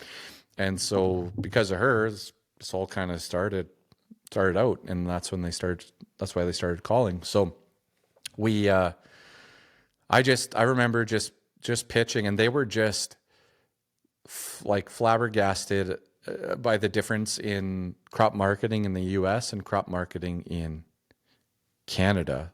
They're like, how many crops do you cover? I'm like, I don't know, 15 or something. I don't know, 12, something like that. Yeah. And I was like, we don't really care about a 10-cent move in corn a whole bunch. Like you guys, they're like doing backflips and cartwheels over it. I'm like, that doesn't really do it for us. So, so I pitched, and then I said, you know what? I'd like to get to a ball game. And they're like, your ball game's at 7. They're like, you have to leave at 3:00 to make your ball game. I'm like, no, it's just right over there. It's like 40 minutes. And they're like, yeah, you got to leave at 3:00. And they were right. We were stuck in that California traffic. Me and the Uber driver were best friends by the time I got to that ball game. So it's good. Jumped on a flight home, and then the lawyers took over after that. Right. I was arrogant, Trent. Like I was like, I have this cool business and I'm having so much fun. Like I was arrogant about it. I took it for granted as well. And so like you get a number, and I'm like, well, I don't know who to talk to about this. So I went to my bank, and I was like, is there anyone that I could talk to about this stuff? And they're like, actually, yeah. They brought in my accountant, my lawyer, and then financial planners. And I'm like, what could we do with this? Like, what does the future look like? And they start to say things like, hey, what happens to your business if you get hit by a bus tomorrow? What happens if you have like a medical event? And I started to see others in the space that I saw one guy that was pretty popular, ended up just unwinding his business. He wanted to kind of sell it, but it didn't work. And he ended up just taking a job somewhere, and his clients just ended up wherever, right? They scattered to the next crop marketing person. So that was on my mind. I didn't want to work 7 days a week anymore. I wasn't having fun working anymore. I was grieving. I was really angry. Definitely had an edge on me. And I thought, like I can sell. And these financial guys were no, this is they were giving me like percentages, like 4% of businesses like this actually transact in a sale. Like most of the time it's like a medical event or something happens, and we're giving all these statistics. And then of course they were saying, oh, put this amount in these different strategies, and this is what it looks like in 5 years, 10 years, and 20 years. And so we started looking like big picture, and I'm like, holy smokes, like, yeah, I could do this for another 30, 40 years and maybe be further ahead. But man, like in the space I'm in right now, I can do this, not worry about it, and work for a company for 3 years and put in a 40-hour work week and try to slow down and look at life a little differently. And yeah, it worked out. FBN was great to talk to, negotiate with after they lowballed me, of course. They were great to work through, and learned some little things along the way. Like my lawyer, Doug, he teaches at the U of A, but he was a beauty in all of it. He's like, stick them with all the lawyer fees and the accounting fees. I'm like, what? He's like, yeah, throw it in there. Tell them you want all your lawyer fees and all your accounting fees paid for, like anything professional fees. So I went back to them, like, I want all this stuff paid for. And they're like, they had acquired a bunch of companies. They're like, no, that's not a thing. Nobody does that. I'm like, well, it's a thing here. So, here you go. And it was like, I don't know, 70 grand in professional fees that they paid for and stuff like that. So, but they knew, they're like, we're just buying you, Ryan. Like, we are buying you, the person. Like, we are taking you off the market. Like, they were very clear about that the entire time. Like, they're like, we're just taking you off. Like, we're taking you, and we want to duplicate what you've been doing. We believe in what you do, but we know that if you have a heart attack tomorrow, it's over. And so that was brought up in our conversations as well. Wow. But it doesn't happen very often. And as even today, like, I get hit by a bus after our recording here, and my wife has to figure out how to unwind the What the Futures podcast and the Lunchbox crew, right? Like it ends with that. So, yeah, I was very fortunate for people to put it into real numbers for me. And I had a life event that was steering me in this direction as well. And, yeah, like, don't get me wrong. I trade everything right now to have that little girl back. But, Eva had a positive influence on my life, the relationship I have with my wife, and the relationship I have with my kids today is because of Eva. So, Well, the universe and life is very confusing, and I guess I've talked about this before, as things happen for us, not to us. And my goodness, it can be very difficult to understand why this is happening, because it doesn't make a lot of sense. But you got a couple of children now who are benefiting, and really it's the relationships that matter, and the influence that you have on other people, especially your children, yeah, is more important than dollars and whatnot. So, yeah, well, yeah. well, yeah. Well, thanks for sharing that. Um, it's it's quite a personal story to share. Thanks for feeling safe, I guess, that you can share it Well, we'll with me see today. how your viewers beat me up, but you just, there's nobody to there's nobody to really talk to about this stuff, right? Like I remember, like when I told my, like my farmers, like it's never as smooth as you want it to be, or you look back and say, I wish I would have done it differently, on announcing stuff. But like people were angry, like most people were angry, and they find out that I'm selling. There's a lot of passion out there, a lot of anger out there, and I'm the one changing the rules. Like I'm the one changing the game. It's not them. And I understand. Like they know what's coming. They know it's going to be different and not as good as it was. So they know it. But there's a lot of anger, and like rumors started popping up and stuff. Like it was just a weird time. Explain the anger part to me. Help me understand what the source of that, what that even looks like. You're So changing your business and others are angry. yeah, farm clients are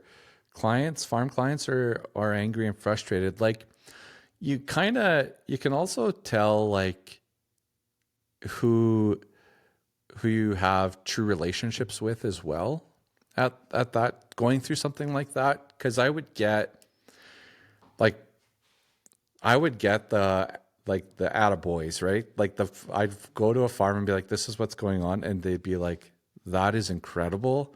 Good for you. Job well done. Like you sold them yourself 2 laptops and 2 trucks. Like, and you were able to do this, like attaboy, right? I got those. And then I got the ones that just actually wouldn't maybe even talk to me anymore. Like they were frustrated and upset, and I think some of it as well, like maybe they looked at the success and were at a point of contention on the success. I remember, again, you hear like rumors and talk and stuff, but I remember in one town, the one farmer I started working with, he really liked what I was doing. So he was telling his neighbors, and I started working with his neighbors too, right? And I remember hearing like, well, he was taking credit for me growing as fast as I did and being able to pull this off. And I'm like, all right. You definitely didn't hurt by telling your neighbors you liked what I was doing, but I was the one doing it. So, I don't know. People, for whatever reasons, right? Some people don't like seeing other people succeed either. And so I think some of that comes in, but, I'd say at the core of it, if you're very passionate about it, you knew that, all right, Ryan's not coming to my farm anymore in the near future. He's going to be leading this group and this organization. And that's going to change how my crop marketing is done on my farm. And I think that's fair. Yeah, it's understandable. People don't like change. I know I'm a strong proponent of change, I guess you might say. And I was making changes in my other business there, and I wasn't embraced by people. People are threatened by change, and it's a struggle for people. Ryan, how much time do we have left? I'm still good. My wife was texting me, but she's sending me some beautiful pictures of the museum they're visiting. So she's got the kids at the Muttert Conservatory at Edmonton today. So yeah. I miss a lot of texts and phone calls, but if I see it's one of my kids or my wife, I don't. Everything gets dropped. So yeah, I just take a peek. Yeah. yeah, absolutely. So okay, so FBN, you were there.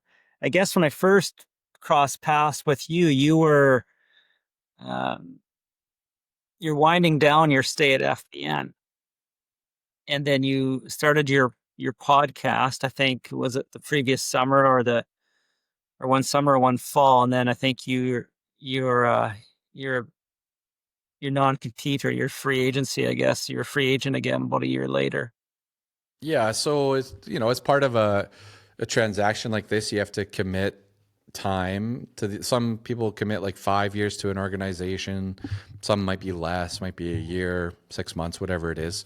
In my case, it was 3 years. So it was, you know, create crop marketing for FBN in Canada, and then grow that out. So, you know, you're coming up with your offer, you're hiring advisors, you're trying to find good people to hire across the prairies. And I had a 3-year window in there. Well, you got to remember, we closed this transaction in August of 2019. Well, what happens in 2020? Right. Pandemic. So again, if the pandemic happens before this, like none of this goes through, right? So like FBN's head office was south of Calgary. So I was driving. I had a condo there, and I was driving down because we wanted to keep our place up here. So I was driving down, and you know, just going through all this, and yeah, growing the team. And then the pandemic hits. So then now we're stuck at home, and we're still doing all stuff over Zoom and whatever. So it changed. But I had a 3-year commitment, and at the end, just so people know, like there's a carrot. Like if you make it to your 3 years, they leave an incentive for you to stay those 3 years. And I remember going to my wife, like I had like 8 months to go, and I'm like, I don't think I can do it. Like Trent, I'm not someone who can, like I was, again, it's a startup. There's lots of movement. There's lots of reorg going on. And I ended up, the guy that bought my business that I was reporting to, well, that was good for the first year, but then I got different layers of management and different things going on in different stuff. And I was tired of lying to my team. Like my team would say, we need this, this, and this. And I would go, and they'd be like, yep, it's on the roadmap. Yep, it's on the calendar. Yep, the engineers are going to work on this. And then you'd go for an update, and they'd be, yeah, no, you're not the priority. And so I'd always go back to my team like, sorry, guys, we're at the bottom here. Like, we're waiting. And so, you know, and then they eventually came back to us and were like, nothing that you need is going to get done. So just work with what you have. And that just wasn't good enough. So, you know, again, you get promised all this stuff, and it just doesn't come to fruition. And that's pretty normal in everyday life. But yeah, I ended up, I think we had about a dozen advisors in the prairies. And then the US crop marketing program was a dumpster fire. And so I got put in charge of the US program before it was all said and done. So I had to fly down into Arizona to meet with the US advisors and convince them how they should be, you know, conducting their business and how they could grow their clients. And how crop marketing is in the US, Trent, is it's a newsletter for hundreds of dollars or free, and there's a pile of them. And so they're like, we're losing too much money. I'm like, well, yeah, you're not charging barely anything, and you have people with vehicles. How do you think you're going to make money? Right? And so I tried to change that program and influence it. And I told that team, we had a meeting, and I was like, this is what you guys, in my opinion, this is what you need to do. And if you don't do this, then I don't see anyone having a job here in 6 months. And at the end of that meeting, they said, Ryan, we don't think we're going to go follow what you want us to do. We don't think it's going to work in the US. And 6 months later, they didn't have jobs. So yeah. So I had to hire people. I had to put out like HR fire stuff. I had to manage a bunch of stuff I didn't want to manage, you know, and we had budgets and all this stuff. And I'm just sitting there like, all right, I'm very thankful for the opportunity. I'm very thankful on how this played out, but I cannot wait for this to be done, because I just don't thrive in that environment, Trent. If anyone's listening to this that wants to hire me, I'm not your guy. I don't do well. I need to be able to spread my wings a bit. So Yeah. Oh, understandable. Absolutely. yeah. Yeah. It's hard to go back. Mm-hmm. Yeah. I loved some of the structure. I loved, you know, like working Monday to Friday, Like it got a little crazy. Like we had to block, if you wanted to go to the bathroom between like a meeting, you had to block that in your calendar because somebody would take that time up. Like COVID, it got wild. And then I remember all the senior people, they'd be like, we have to meet on Saturday now because everyone's calendars are full and we can't have meetings. So either late at night or Saturday, what do you guys want to do? And I'm like, this is insane, everybody. Like, but everyone was blocking lunch, break, bathroom. The calendars were a mess. Blocking calendar breaks in advance. Your whole week, if you wanted to go to the bathroom, I swear, Trent, you had to put that in 15 minutes of bathroom. Like I remember sitting down in my basement because I'm working from home, sitting down in my basement and like standing up at the end of the day and like looking and being like, this is the first time I've stood up in 7 hours. Like my wife would be like, did you eat today? I'd be like, nope, sorry. I didn't get there. I didn't get to eat. So like it was. Is that intense? Your It was days that it was call after call after call after call. And like I was just like, I can't do this. Like you after 7 hours, you stand up and you're like, I don't feel very good. I really have to go to the bathroom. Your back hurts, your legs hurt, you're so stiff. And 5 days a week, again, you couldn't go anywhere or do anything. So you were stuck and it just got worse and worse. Like it was nuts, Trent. what do And the I was 50-year-old men do? Book bathroom breaks every hour, or what they end up doing? Maybe they're more creative. Put the earbuds in, turn the camera off, go on mute for a minute. Like, I don't know. But you had to do stuff like that. Like you had to be like, I'm leaving this meeting to go to the bathroom. Everybody, I'll be back. Like it was nuts. But you had a little pressure of budgets and stuff and hiring people and yeah. So I got to experience the startup. I got, as part of my package, I got, shares within the company as well. And the one thing that I was talking to my wife and I'm like, what would you value these shares at? Because of course they come in, they're like, these are worth $30 a share, for example. And we looked at each other, like, let's just value them at zero. Let's make sure that we're really happy with everything in the deal, assuming that those shares are zero. Okay. And 2022, we had a chance to sell some shares. Not all of them, but we had a chance to sell some at a very inflated value. And I was like, I'll do as many as you let me do. And there was a cap. You could only do so much, but I got to liquidate those shares. And then there's a few of us that had sold to FBN and were leaving. We would talk about our shares pretty regularly. Like everyone had a fair amount of either gain or loss. So we were talking about quite a bit. And I remember I left and I was in the secondary market trying to liquidate these things. And the guys were like, you're nuts. Like, don't be that guy. Like, don't go and sell these at this price. Like, just wait. Like, we're thinking blah, blah, blah. It's going to go on this big run. And it started to drop. And I made a transaction. I made a sale, and I was the last sale at, I can't say the values, but at anything substantial. And my buddy from Chicago called me up and he's like, you'll never believe it. This idiot just sold his shares at this value. And I was like, that was me. Those are mine. And he's like, you're nuts.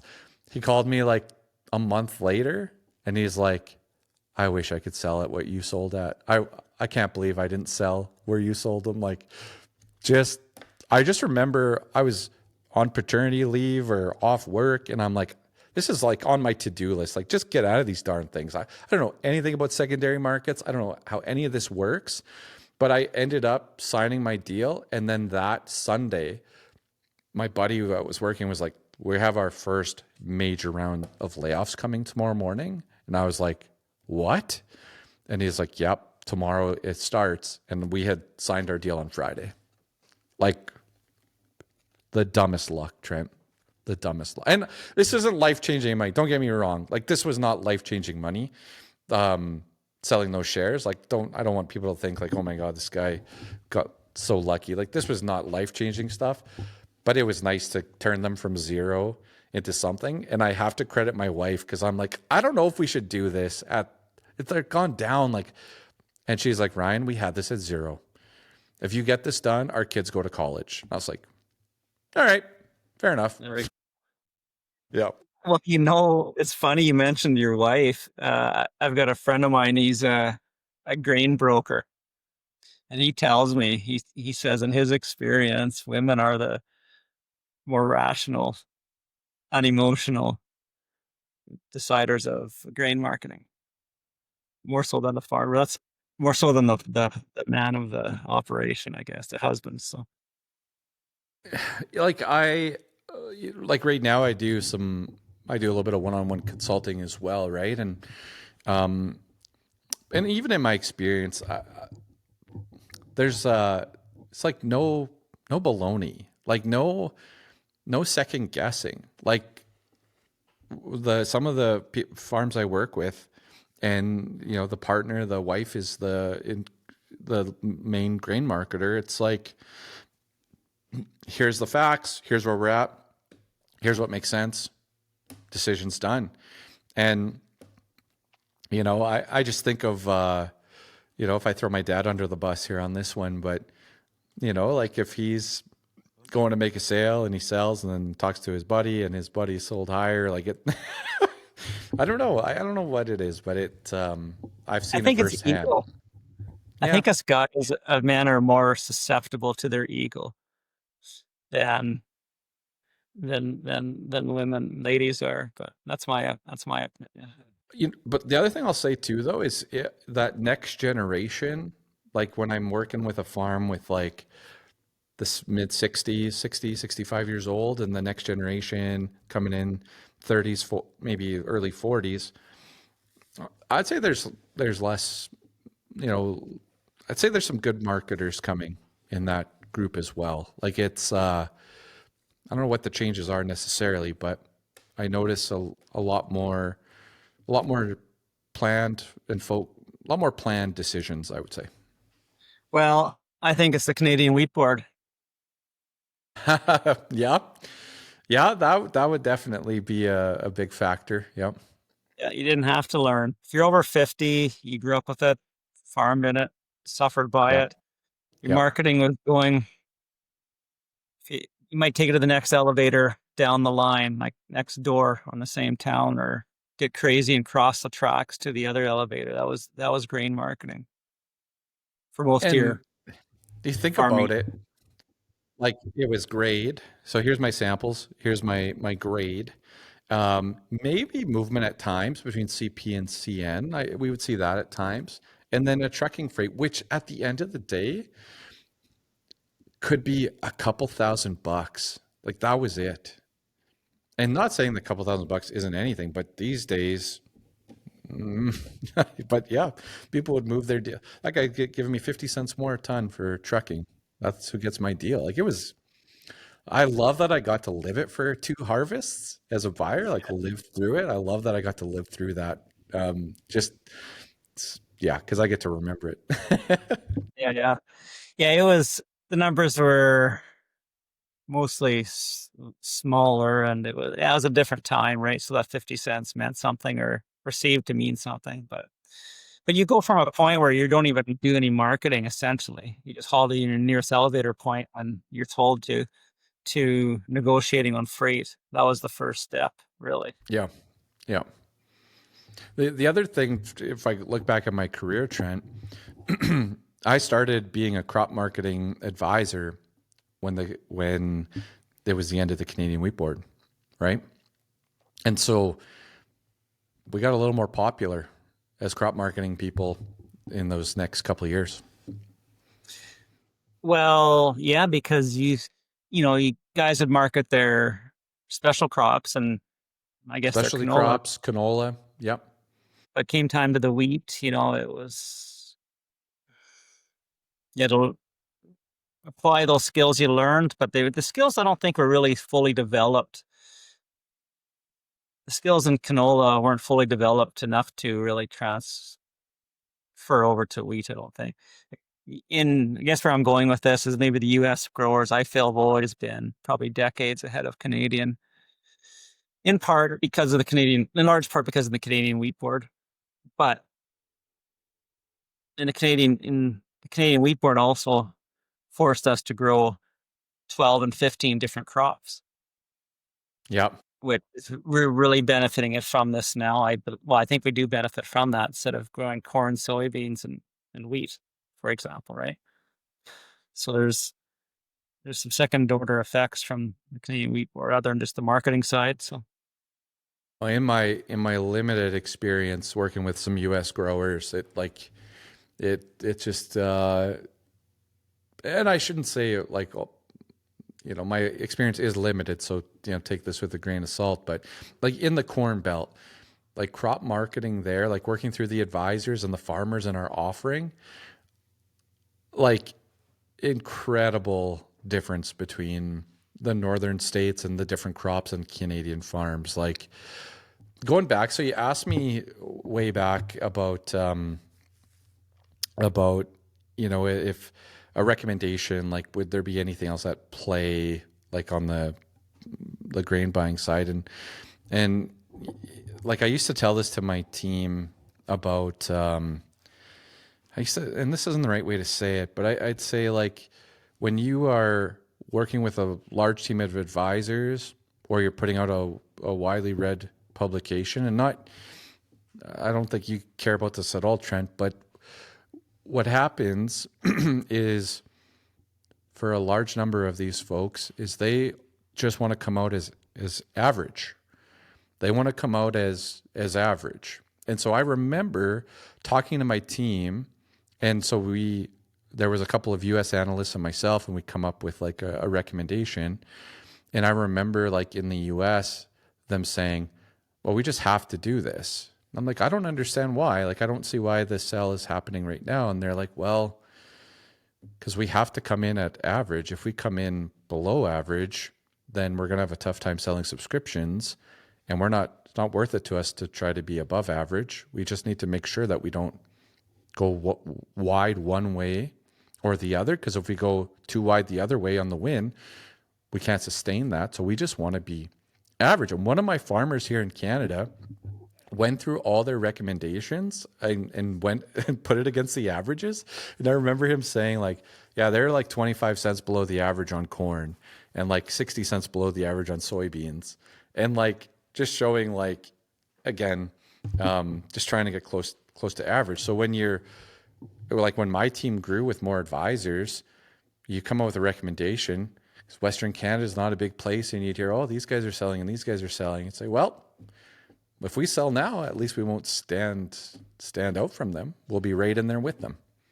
And that is complete baloney. Complete baloney to do that. Yeah, you and I talked about this a while ago, maybe almost 6 or maybe a year ago now. And you made a comment. You saw a few of one major service, one major company make a sale recommendation. And I think when you and I were talking about it seemed like there were some copycats followed the recommendation, because nobody wanted to be on the wrong side of it. Is that kind of what you're saying? Yeah, I think we have that here in Western Canada, and It's human nature. And like I'll say for myself, like I don't know if analyst is the right word for me. Like there's a bunch of great people that do a pile of great research, and I rely on those people. Trent, I rely on you for technical analysis. I don't even know what words you're talking about all the time. Like, I rely on you. There's a bunch of great people doing some great individual work, but yet, you know, when you score the averages across the prairies from some of the major ones, you'll notice they're not that different. And I don't know. I don't know why they would all be similar. I don't think we're all seeing the same things. I know, yeah, we're not, but anyway, it just, to me, it's a very interesting coincidence. Yeah. Well, a friend of mine's in financial service industry and managing of money. Mm-hmm. And basically the message he gave me was, we just we can't really swing for the home runs. We just got to maintain, don't lose too much, and we'll keep our clients.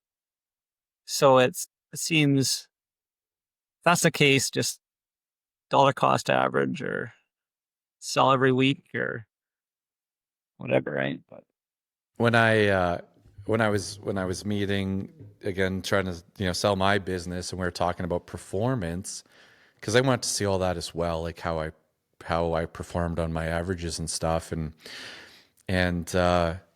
like I remember like my greatest wins being working one-on-one with farms and making some big bold decisions at certain times. Like that's my highlight reel, is going to the farms and executing at these key times, and they ended up being great decisions.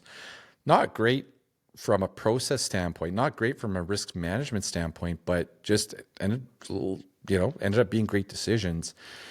But I remember telling the folks, like they were saying, well, if we're average, then we compete, and we just need to be average. Talking to the other analysts and the team over at FBN, and I said, do you think a farmer in Western Canada, if I went to them and said, hey, sign up for us so you can be average, that they would be happy with that and be like, oh my goodness, I can be average? Where do I sign? Like, there's no way. There's no way. no. I said, I think Western Canadian farmers already consider themselves average. They're hiring us to put them above the average. And if we can't do that, then what are we doing here? Yeah. And they never agreed to that thought. That was completely foreign. So Yeah, I guess the quest for mediocrity, I guess, keeps everybody safe. keeps them safe, keeps things flowing. And I had one of my clients, he did there's a managed program out there, and they just got the results here the other day. And he said, should I do this?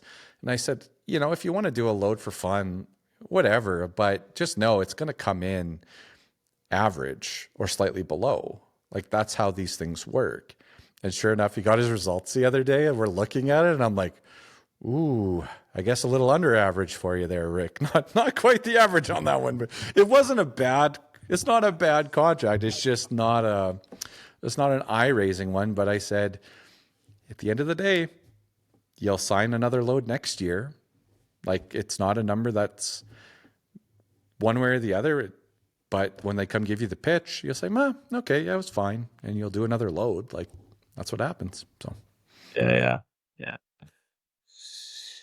Does FBN still have their green program? no. So what ended up happening is, so my time is my August 21st is my last day at FBN. So my last day at FBN, I went to a golf tournament, and I had a big cigar, and I had a great time. And I told my team, I'm like, I just can't get fired today. If I don't get fired today, I get my earn out, and this has all been for this last moment. And I took the day off, spent my day on the golf course, and made sure I wouldn't get fired that day. And so I was supposed to stay for another 4 months to transition the new manager, like transition the new manager in. And they came to me and said, you're going to leave? I said, yeah, I'm going to leave. And they said, okay, you have a 2-year non-compete. I said, okay, yep, that's what I signed for.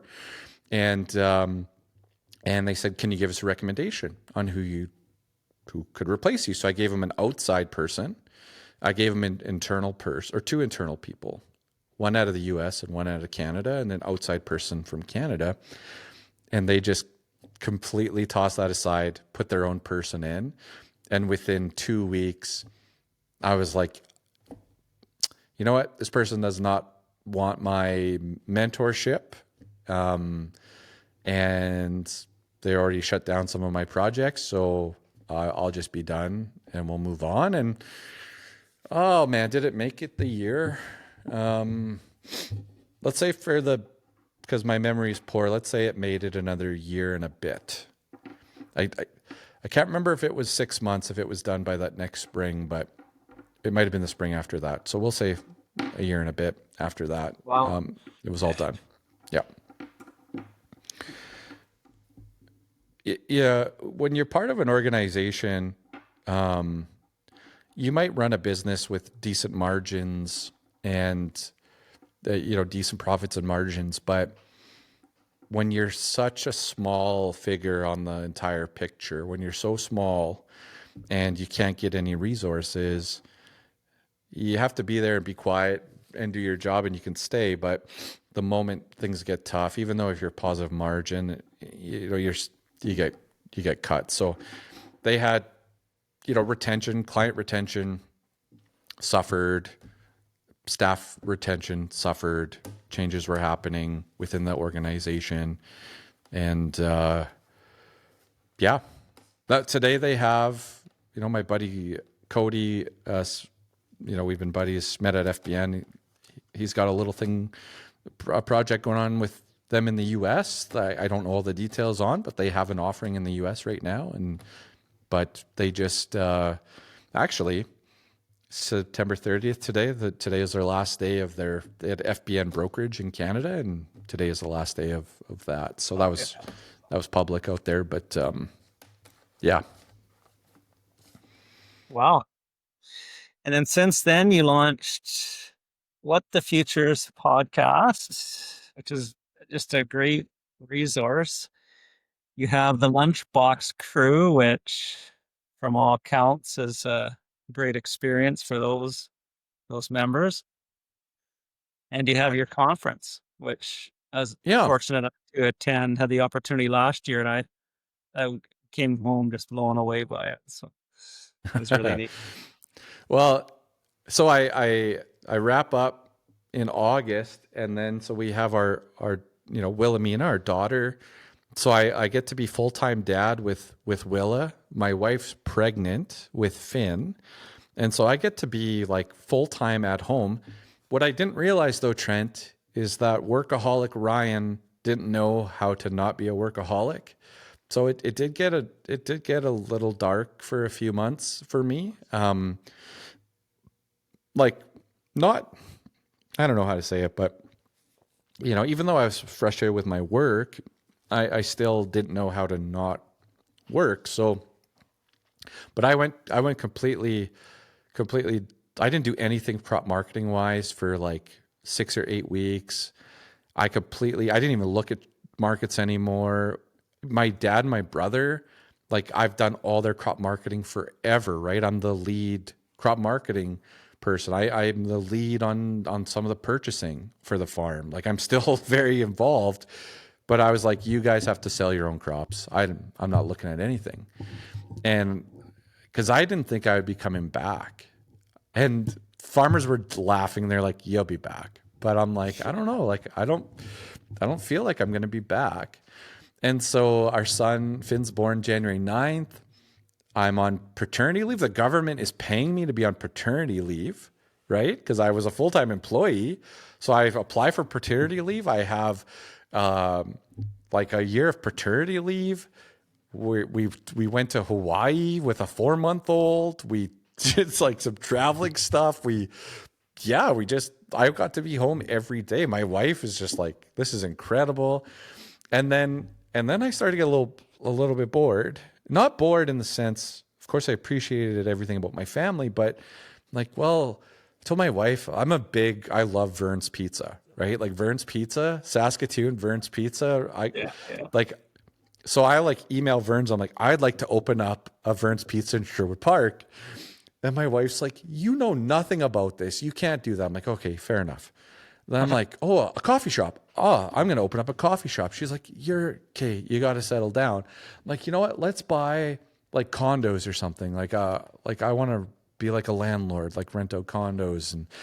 And she's like, okay, like you need to figure out hobbies. You have to learn how to like do stuff outside of this nonsense. Like, and so I was like, you know what? I'd like to do a podcast. Like I used to do every day for years. I did an audio update for Full Acre, for FBN. Like, I'm like, I'd like to do a podcast. I'm like, I don't care who listens to it. I don't care about if I get traction. Like my buddy Steven Maxted, he was doing a podcast out of Winnipeg, like a business one. And I was like, Steven, can you give me a hand here? And he's like, yep, let's get you set up. I'm like, I'll do a podcast. I went to FBN lawyers and I'm like, hey, I want to do this podcast. It's my non-compete's not done yet. Are you okay with that? They're like, yep, no problem. Here's your release. Do a podcast. And so it just put it out there. I put it on LinkedIn. Hey, I'm going to start this podcast. I'm going to launch in November. And like that next week, I got an email from somebody out of the US saying, hey, we represent John Deere and we'd like to talk to you about your podcast. And I'm like, what? And our farm's huge green, like huge John Deere farm, right? So I'm like, this has to be a joke. And no, they wanted to talk about the concept and talk about what I was going to do. And they signed on. I told them I'd pay them. I'm like, I'll pay you guys to be on the podcast, like to sponsor it. Like, I don't know how this works. I know nothing about this, but I'm like, we're going to transact money. I'm like, I love John Deere. So anyways, so I told my wife, I'm like, this is my hobby. This is going to be my hobby. I'm just going to do this. Not even going to do it regularly. I'll just do it whenever I want. And not a big deal. Well, she's like, did I just hear you on the phone with John Deere? I'm like, yep. She's like, is this still a hobby? I'm like, yeah, I think so. And then she's like, did I just hear you're going to put an episode out every Friday? I'm like, yep. She's like, and this is still a hobby? I'm like, yep. Then anyways, we got some more sponsors. Obviously, UPL stepped up. We got some new ones coming, and it just kind of took off. But you know, I didn't have the blessing from FBN to start the Lunchbox crew yet, but I knew that I wanted to talk about crop marketing, you know, from my perspective, bring in some great people like yourself and Chuck, and the list goes on for guests, and just provide transparency and hopefully some confidence, because the drought of 21 just wrecked crop marketing for Western Canada. And I know people had big buyouts, but it completely set us back. And I was like, I don't want this anymore. Like, I want, if I can just help a little bit, maybe even just talk about it in a positive way in a declining market, like just try to help. And yeah, everyone I've ever talked to about podcasts, I'm like, I'm not doing this to be on all these channels and have 1 million followers. Like, I could care less. If I say something and it can help and someone makes a positive decision out of it and helps their farm, then that's, if it's 1, 2, 5 people, that's what it's about for me. And that's what drives the show every week, is just what's going on out there, and can I provide some clarity and some help and give some people confidence. And that's why the conference is going into its second year here in December in Moose Jaw, is how can we get together as a group, you know, learn some skills. You know, you came in, showed us some technicals last year, some technical skills. How can we do this and learn and tackle any outlook? That people, they're like, where's your market outlooks? I'm like, yeah, we don't do those. Like, why not? I'm like, because it doesn't matter. Like, sure, the outlook matters today, but it could change when we're done this call. And so I want you to be able to tackle any outlook, upwards, bullish, bearish outlook. It doesn't matter to me. Tackle them all. Have the skills to tackle them all and change how you do your crop marketing for the better. And so, yeah, so we're trying to, you know, we already have next year planned, Trent, like next year's city. We won't announce it yet, but we're going to do this and bring in people like yourself each year. We're going to have you back soon as well, like just to talk to farmers and bring different ideas. And yeah, so it's good. Yep. Should we tell the audience where you're having it this year? So we're in, When we're are in they? Moose Jaw, Saskatchewan this year. Last year was Drumheller, so we went with a dinosaur theme last year. This year is more Little Chicago, like old school Al Capone gangster era. So we've got some fun stuff lined up with Moose Jaw, a very energetic downtown core. So excited to get there. And yeah, it's farmers in the room. You know, my website ryandenis.ca. If you want to apply to attend, the application is just to make sure that you're a farmer attending. We want farmers in the room, not industry. Nothing against industry. It's just for farmers, and we're bringing in a variety of guests, and all with the goal of leaving there feeling a little bit better about our crop marketing plan moving forward and executing that. So, yeah. Yeah, I encourage any farmer who hasn't been there to check it out, fill out the application. You will find a lot of value there from all the different speakers and the networking that is done. I think it's a fabulous event in Drumheller. Yeah, you got Susan Stroud coming, right? Yeah, This year? Susan Stroud from No Bull Ag to talk biofuel policy. She's a Yeah. big deal. Yeah, you know, when I emailed her while we were sitting in Drumheller last year, and I'm like, hey, I'd like you to speak at our conference next year, and like within 10 minutes we had hashed out the details and she was good to go. And I thought she's going to pull the plug on me at some point, right? And even the other day, her and I have been chatting regularly now about anything biofuel related, right? And I'm like, yep, just confirming title for the conference of your presentation. And she's like, yep, here's my title. I'm showing up this day. She's going to spend like the conference with us too. She's not just in and out. She's like, I'm going to spend a couple nights. I'm like, Really? wow, cool. All right. Wow. Yeah. So that's cool. Yeah. Awesome. It's great to hear. Well, this has been fun. I learned a little bit more about you today, and I know the audience, I'm sure they will too. And I think this is what I was hoping would happen. So learn more about you. Well, I'm usually on the other side asking the questions, right? So not that I'm a pro at it yet, but usually on the other side. So appreciate you setting this up, Trent, and asking the questions today. It's a lot of fun, and yeah, people, they saw the website, they heard the website, they can get a hold of me if they have anything they want to review or talk about. Yeah, I'll put Ryan's contact, his website, and I'll put Ryan's website in the show description there. So it's easy to find and easy to reach out to. All right. Well, this has been great. Thanks, Trent. Take care.